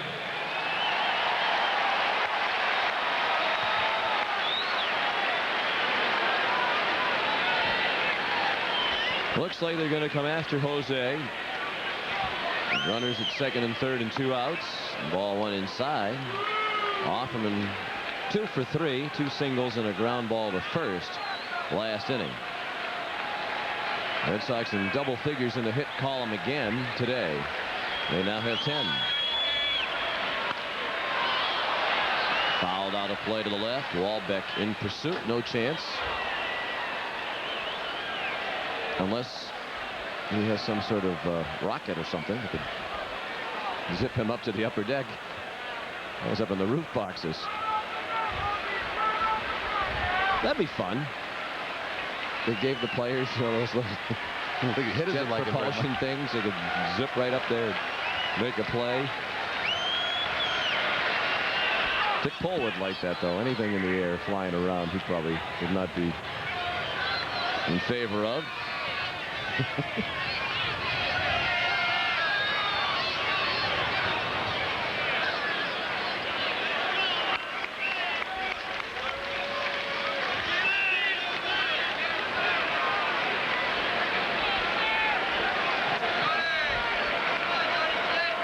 One-two pitch, grounded foul. Do you remember Dick Pole as a pitcher? His career kind of got derailed by the line drive that he took in the head off the bat of Tony Muser. Yeah, very, not very much. It's toward the end of, obviously, of his career and the beginning of mine. He had that terrible shot off the face. Awful.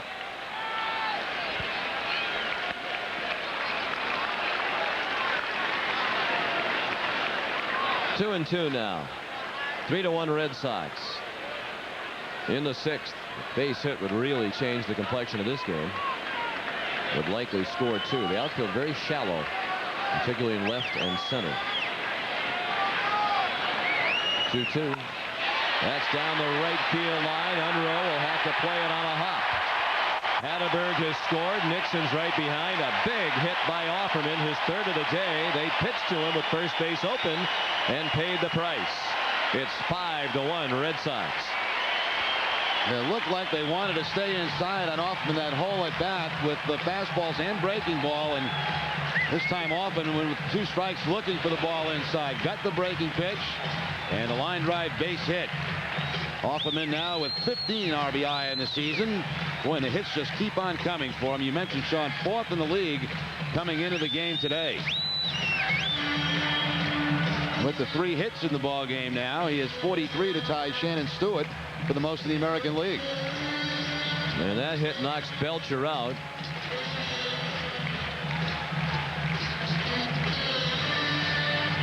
And Belcher having a conversation with some of the fans in the first row behind the dugout.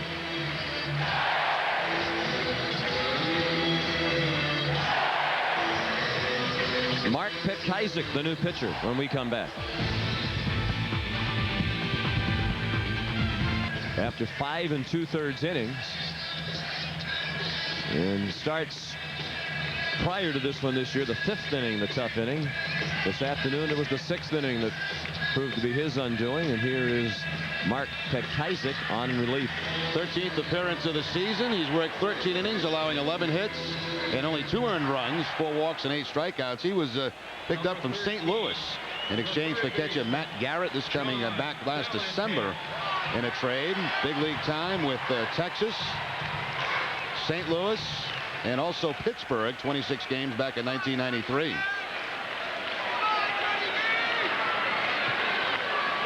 His first pitch, a strike to John Valentin. John's 1 for 3, a single to right in the 3rd. He's batting with 2 outs and Jose Offerman at first after a 2-run, 2-out single. The Red Sox been getting the clutch 2-out hits again today. Offerman back to first with 7 stolen bases. But Kysak's from Beaumont, Texas.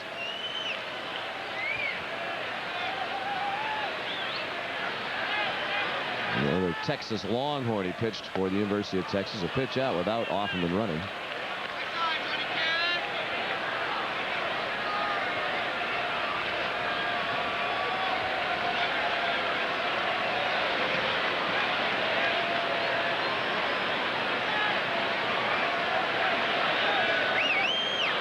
Another throw to first.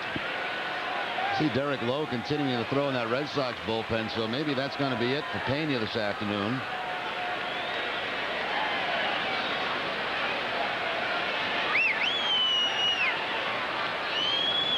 One to Valentin. Foul ball straight back. Pena's thrown 80 pitches today, and it does appear that he's finished, with Lowe still throwing in the bullpen. I think one thing managers are conscious of, especially with rookie pitchers, if they have a good outing, they want to leave with a good feeling. They want to back in there, give the other team a chance to come back. He has been in control of this one, though. Let's just look at those numbers.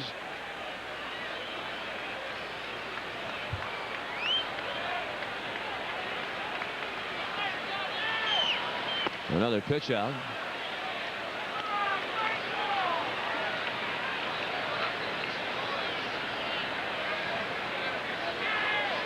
To Kysak, 33 years old. 6 feet, 195 pounds. His 2-2 pitch just missed the outside corner, so the count is full. And Offerman will be running with the pitch.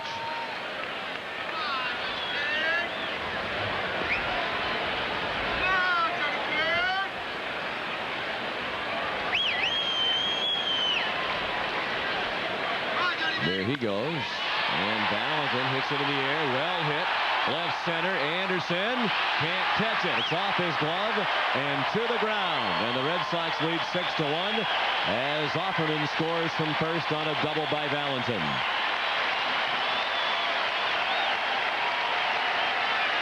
It seemed like Anderson was playing awfully shallow for Valentin. He had a long way to go and looked like he got there in time, but just did not make the catch. He'll go all the way back to the warning track and then the padding against that left field wall.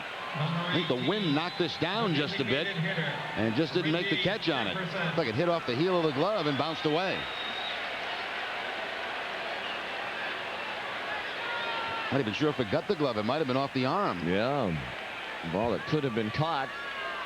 Of course, ordinarily Anderson's their left fielder. With Edmonds out, he's been playing center field. Reggie Jefferson is swinging a miss. He's the 8th batter of the inning. The Red Sox have scored 4 times here in the 6th to take a 6-1 lead. Valentin 2 for 4 with the run batted in today. That run charged to Belcher, so his line complete. Change up and a good one. 0-2. Belcher went 5 2/3 innings. He gave up 11 hits and 6 runs all earned. He walked 1, struck out 3, and hit a batter. He threw a wild pitch. So another bad day at the office for Belcher's. Had a very tough start to his first season with the Angels. The 0-2 is low.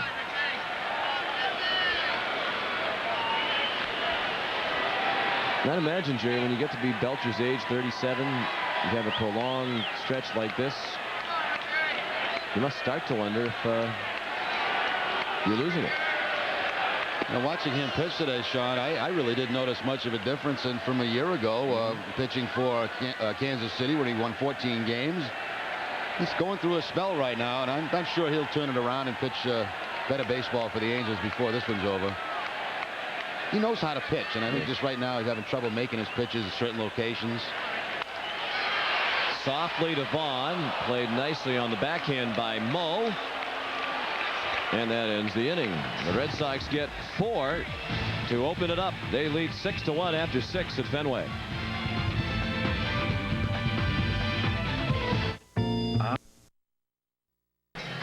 Well, the Red Sox lead 6-1 after 6 innings. An impressive major league debut for the 21-year-old Juan Pena, who pitched 6 innings and struck out 8 Anaheim Angels while allowing just 1 run on 3 hits.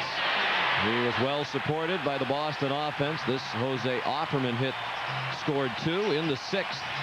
That was the hit that really broke it open, turned a 3-1 game into a 5-1 Red Sox advantage, and Valentin doubled in off him to make it 6-1. So Pena's debut is over.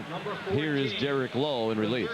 Lowe making his 15th appearance for the Red Sox, a record of 0-2. He's worked 18 in the third innings, allowing 18 hits and 12 earned runs. 6 walks and 16 strikeouts. His last outing against Texas on the 6th. It's 2 1/3 innings in that ball game, allowing only 1 earned run. I think that's the game Saberhagen had to leave, and Lowe was out of the bullpen to pick him up. You are correct, sir. Fastball high, ball 1 to Troy Gloss. 0 for 2 for Gloss today.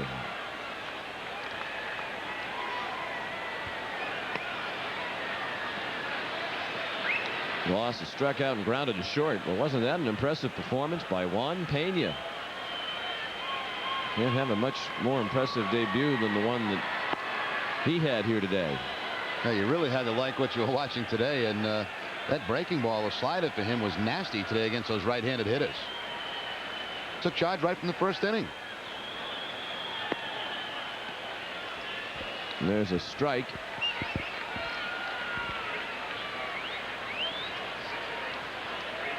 Gloss was taking all the way. On 3-0. Here's the 3-1 from Lowe. Check swing and a 1-hopper right back to the lanky right-hander. He flipped to first for the out. Well, the Red Sox starting pitching lately has been kind of an up and down ride. Pena and Martinez in these 2 games, excellent. Saberhagen, of course, had to leave with the stiffness in his shoulder, but Pat Rapp got just 1 out on Wednesday against Texas. Portugal had a poor outing Monday in Oakland, as did Wakefield last Sunday in Oakland. I think in Portugal's case, had he not been hit off the leg with that ground ball, I think his results might have been a little bit better in that game. I don't think there's any doubt that that was bothering him as the game went on. Green rolled it down the line, a fair ball. Valentin's throw offline. Green slides into first. Did he tag him? Yes. Stanley got him. No argument from Green. And a nice play by Mike on an errant throw. He saved Valentin an error. Well, at first look, I didn't think that he got a tag on Todd Green, as he made a nice slide to the inside part of the bag. Stanley way off the bag, and apparently just got a piece of him for the out. Tim Monroe. This throw by Valentin will sail up toward the runner. I'm not so sure about that. No. Green didn't argue, so maybe he just did get a piece of him. Dale Scott right on top of it, too. Tim Unroe has struck out twice. 2 outs, bases empty, 7th inning. Derek Lowe in relief. Juan Pena throws a strike.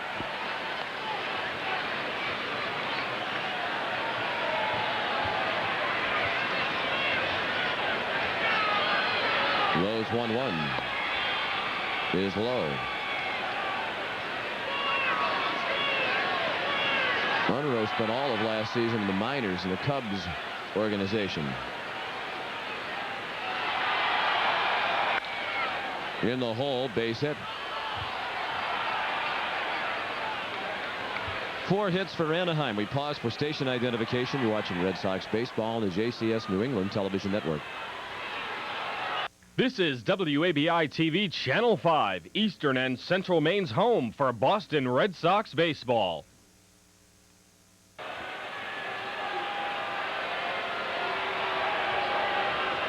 Today's telecast produced by Pat Cavanaugh, directed by Bob Whitelaw. Bob Whitelaw, man of many hats, also the executive producer of the JCS New England Television Network. Valentin's throw on the money this time. Walbeck out, as are the Angels in the 7th. Time to stretch. The Red Sox lead 6-1.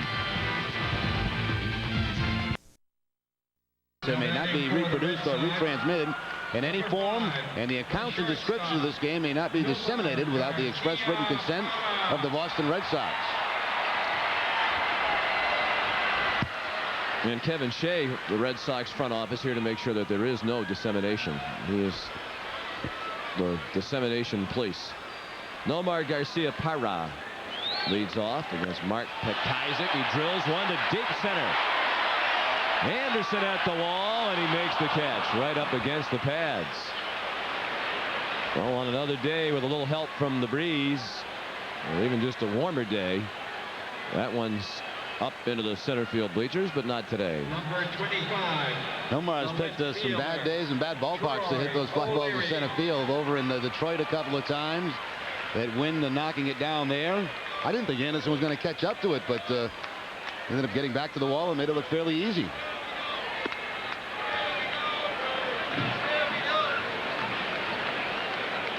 Troy O'Leary's 3 for 3.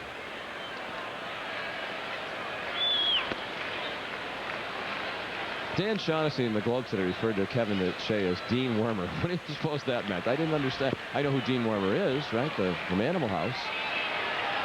I didn't. How does that apply to our pal Kev, who in no way resembles Dean Wormer? I'll have to read it when I get home. See what. We'll have to ask Dan, our good friend.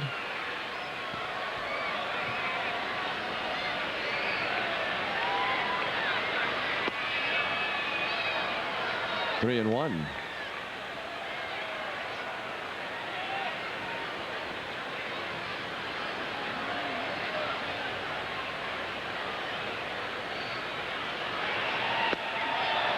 Now a full count. O'Leary will be followed by Mike Stanley.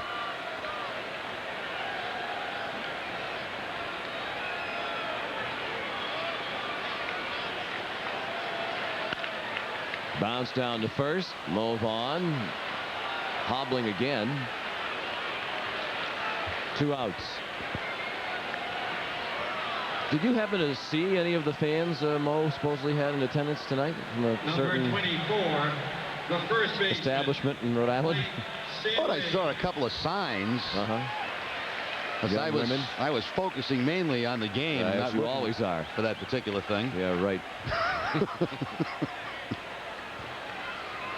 Shaughnessy said in his column he wasn't sure that he had spotted any of these ladies, but it is difficult to just walk up to somebody and say, "Pardon me, are you a stripper?" It's kind of bad form. Oh, I don't know. Breaking ball missed. 2-0. Actually, I was looking for Mo's parents. I didn't get a chance to see them. They were here. They were in a box. Luxury box upstairs, but they enjoyed visiting with many of their old friends. But Kaiser behind Stanley, 3-0, 2 outs, bases empty, 7th inning. Well, they had a picture of a couple of them, so apparently a few of them were here. Ball 4.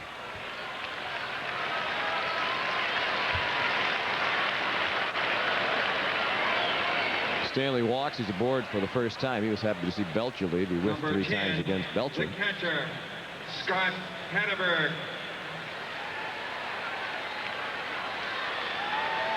Here's Scott Hatteberg. He had a big hit last inning. A single to right center that drove in a run. He scored later in the inning. Red Sox lead 6-1 in the 7th. But Kaiser in relief of Belcher throws strike 1, a swing and a miss.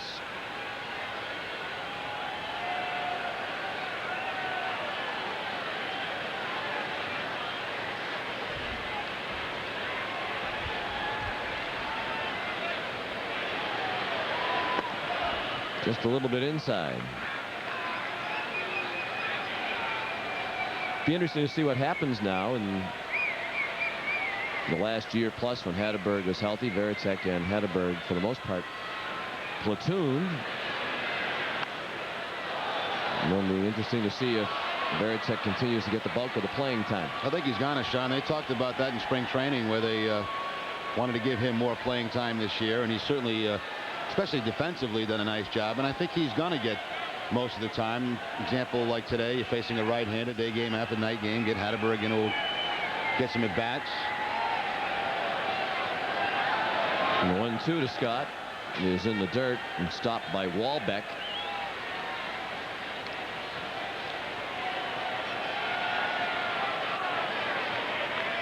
Red Sox also have a bright young catching prospect in the minors, Shea Hillenbrand, who's been tearing it up at Double-A last year in A-ball. He led the Midwest League in hitting as a catcher. An unusual feat. Don't see many catchers leading leagues in hitting. Jimmy Williams was talking about him a couple of weeks ago on the last homestand, and he really liked him a lot. The little bit he saw of him in spring training. Big, strong kid.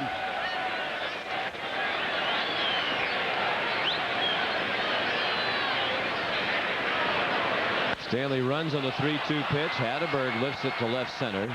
And Erstad is under it and has it to end the inning. After 7, the Red Sox 6, the Angels 1.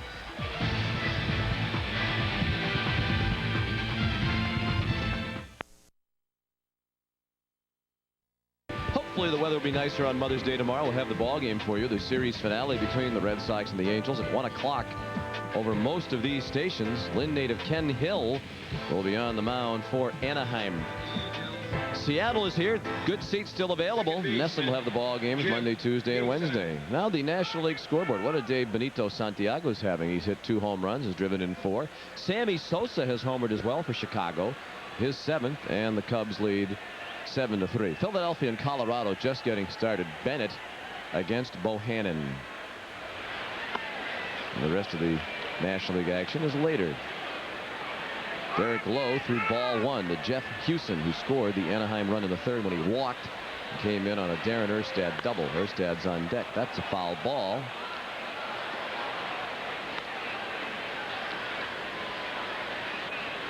One and one. One change we'll have here at Fenway this year, when we get into those Saturdays where Fox is covering the game, it'll be a 4 o'clock start here at Fenway instead of the 5 that a year ago. Which, if you have dinner plans after a game, makes it a little bit more. Make the lovely Phoebe Remy a little happier. Yeah, just shoot right from here to Chow Bella, and there you go. Who now has that Alaskan king crab there. Oh my goodness. Are you in the tank? Valentin across to Stanley for the out. You know, there are rules against that sort of thing, Jerry, in our business. I have a reservation there tonight, and I was informed that that's something new on the menu, and I may just try that. All right, and I'm sure it might come at a slightly reduced price after that nice plug. Let's hope so. Would you like to give the address or phone number? Maybe we can call them. Yeah, we can place the order right now on the Inane Banter hotline. Let me try it first. Okay. Give us a full report tomorrow. Darren Erstad takes a strike. He's 1 for 3. He doubled in the 3rd with 2 outs to bring in Hewson, who had walked ahead of him. He's flied out twice. That was the only run against Juan Pena, the 21-year-old rookie. Impressive in his major league debut. Erstad hit it right at Offerman, who stayed down with it. 2 quick outs for Lowe, who has had the Angels pounding the ball into the ground. All 5 outs they've made since Derek came in have been on ground balls. Number 7, the shortstop, Andy Sheets. There's Andy Sheets. 0 for 3 today with a couple of strikeouts. 0 for 6 in the series with 5 strikeouts. 1 strike on Sheets.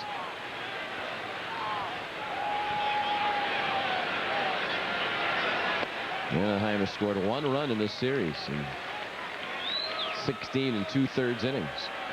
And Sheets is on the verge of another whiff.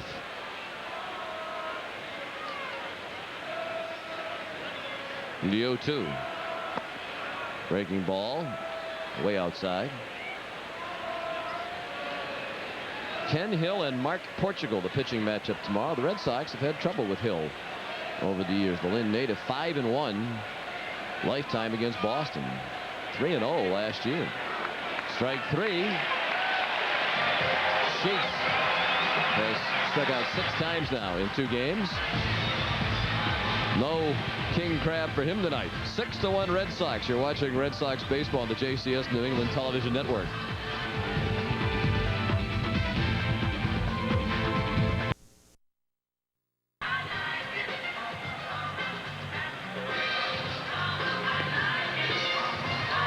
To 1 Red Sox. They're in search of their 3rd straight win, trying to bounce back above the 500 mark for the season. On the scoreboard, Tampa Bay now leads Cleveland 6-2. Herbert Perry, the former Florida Gator, has 4 runs batted in that ball game for the Devil Rays. And Baltimore and Detroit in a tight one at the corner of Michigan and Trumbull. Charles Johnson has hit 2 home runs, his 3rd and 4th. And Seattle now leads the Yankees 4-0 behind Freddie Garcia. Texas and Toronto, Oakland and the White Sox, Kansas City and Minnesota later on. And here at Fenway, a new pitcher for the Anaheim Angels. Left-hander Scott Schoenweiss is on the mound. Only his 4th season of professional baseball, spent last year at Vancouver. 27 starts a year ago, making his 10th appearance for the Angels out of the bullpen. A guy that had Tommy John surgery, but that was back in college during his sophomore year.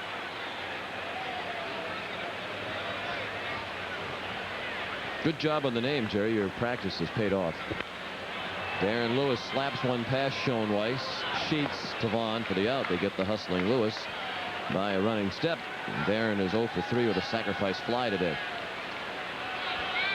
Red Sox trying to pad the lead with an eye toward the 9th. They'll lead by at least 5 runs heading to the 9th. Nixon.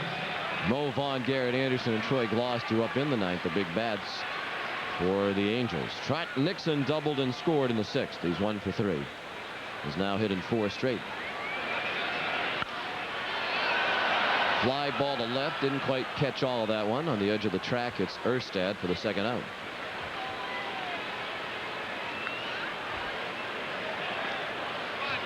Mark Petkaizik preceded Schoenweiss. He pitched an inning and a 3rd without allowing a run. He gave up 1 hit and walked 1. Number 30, the 2nd baseman, Jose Offerman.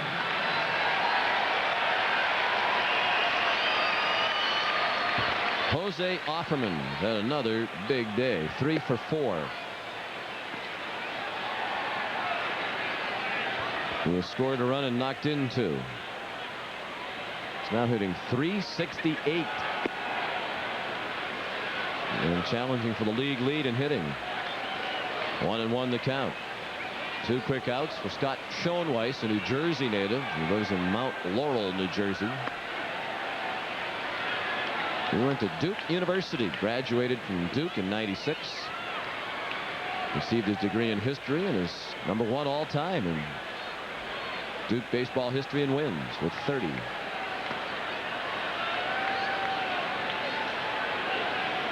Two and 2.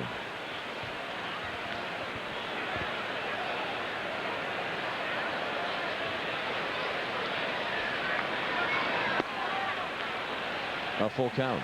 Tim Wakefield has started throwing in the Boston bullpen. There's the Red Sox closer from the last couple of days. A stint that's about to end and returns to rotation on Tuesday night. Pop up, foul ball.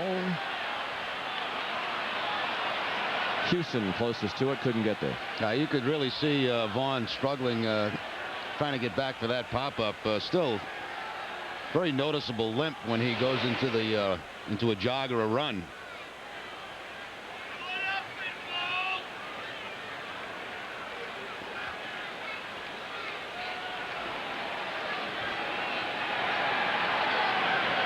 The 3-2 pitch down the 3rd baseline, just foul.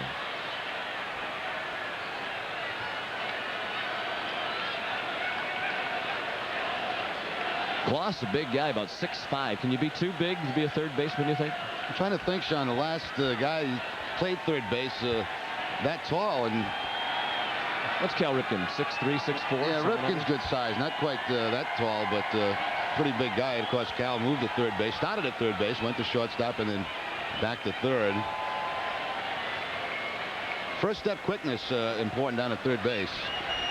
Don't really need great speed. And you see a lot of 3rd basemen get very low to the ground as they prepare the ball off the bat. Another 3-2 pitch. Ball 4 outside. Hoffman's on for the 4th time.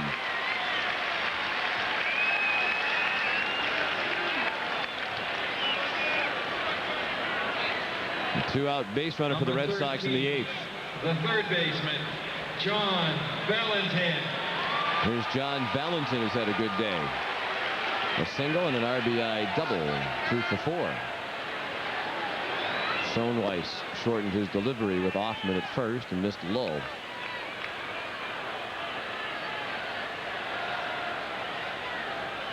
Talking earlier about Red Sox prospects, they have a couple of top 3rd base prospects, including Cole Liniak, who's playing at Pawtucket. He had a big game yesterday as the Paw Sox defeated Durham. Liniak went 4 for 4, hit 2 homers, scored 4 times. And I know we were impressed with Wilton Veras in spring training. He's at Double-A Trenton and faring very well. Tell us he's a little bit more patient at the plate than in the past. Grounded to short. Sheets to Houston for the out that ends the inning. The Red Sox leave a runner. They've stranded 8, but they lead by 5. 6-1 as we go to the 9th at Fenway.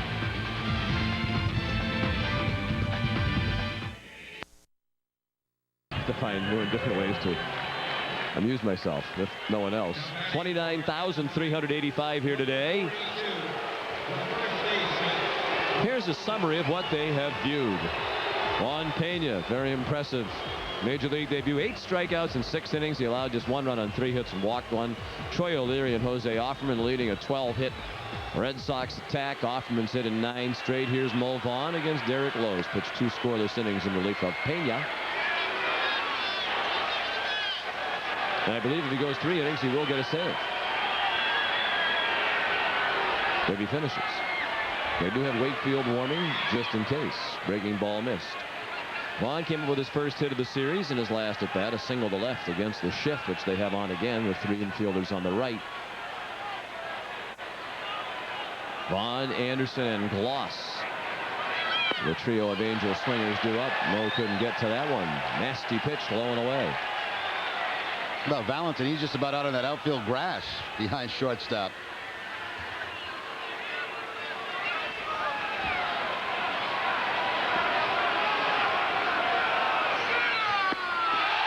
Swing and a miss. Vaughn strikes out again, and the crowd loves it. He's fanned twice today, 4 times in the 2 games in the series. And that's the second strikeout of the outing for Derek Lowe. Started Mo off with the curveball, finished him with the fastball. That ball way off the outside edge.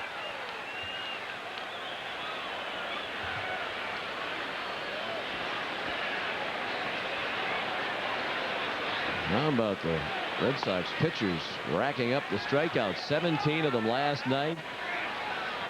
And 10 today. 8 for Pena, 2 for Lowe against this depleted Anaheim batting order. 1 out in the 9th. 6-1 Boston. Bases are empty. Count even on Anderson at a ball and a strike.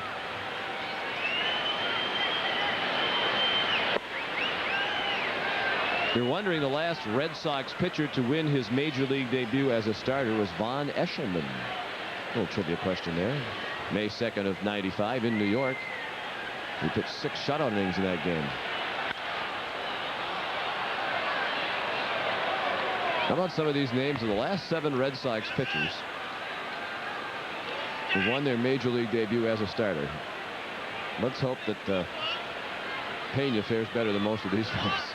Vaughn Eshelman, Nate Minchie, Aaron Seeley, the most notable name on the list, Kevin Morton, Eric Hetzel, Jeff Sellers, and Brian Denman. Wow. Not many of those fellows stayed around very long. No.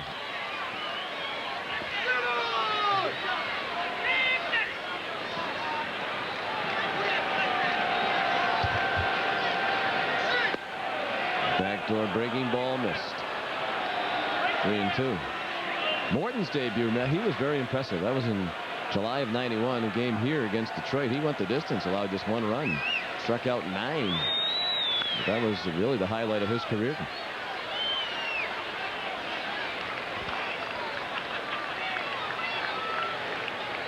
Three and 2 on Anderson. Lowe trying for his 2nd save of the year.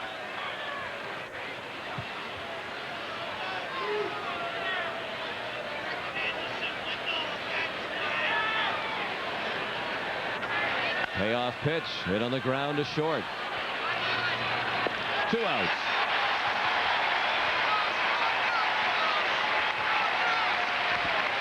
Six in a row set down by Lowe. Good to see him having a good outing again today. Most importantly, keeping the ball down. And 2 pitches seem to get back on track. Derek Lowe and also Wakefield. Wakefield getting the shot out of the bullpen. Hopefully that'll get him squared away for his next start. 2 outs, bases empty in the 9th. Anaheim down. It's time for Boston Red Sox baseball on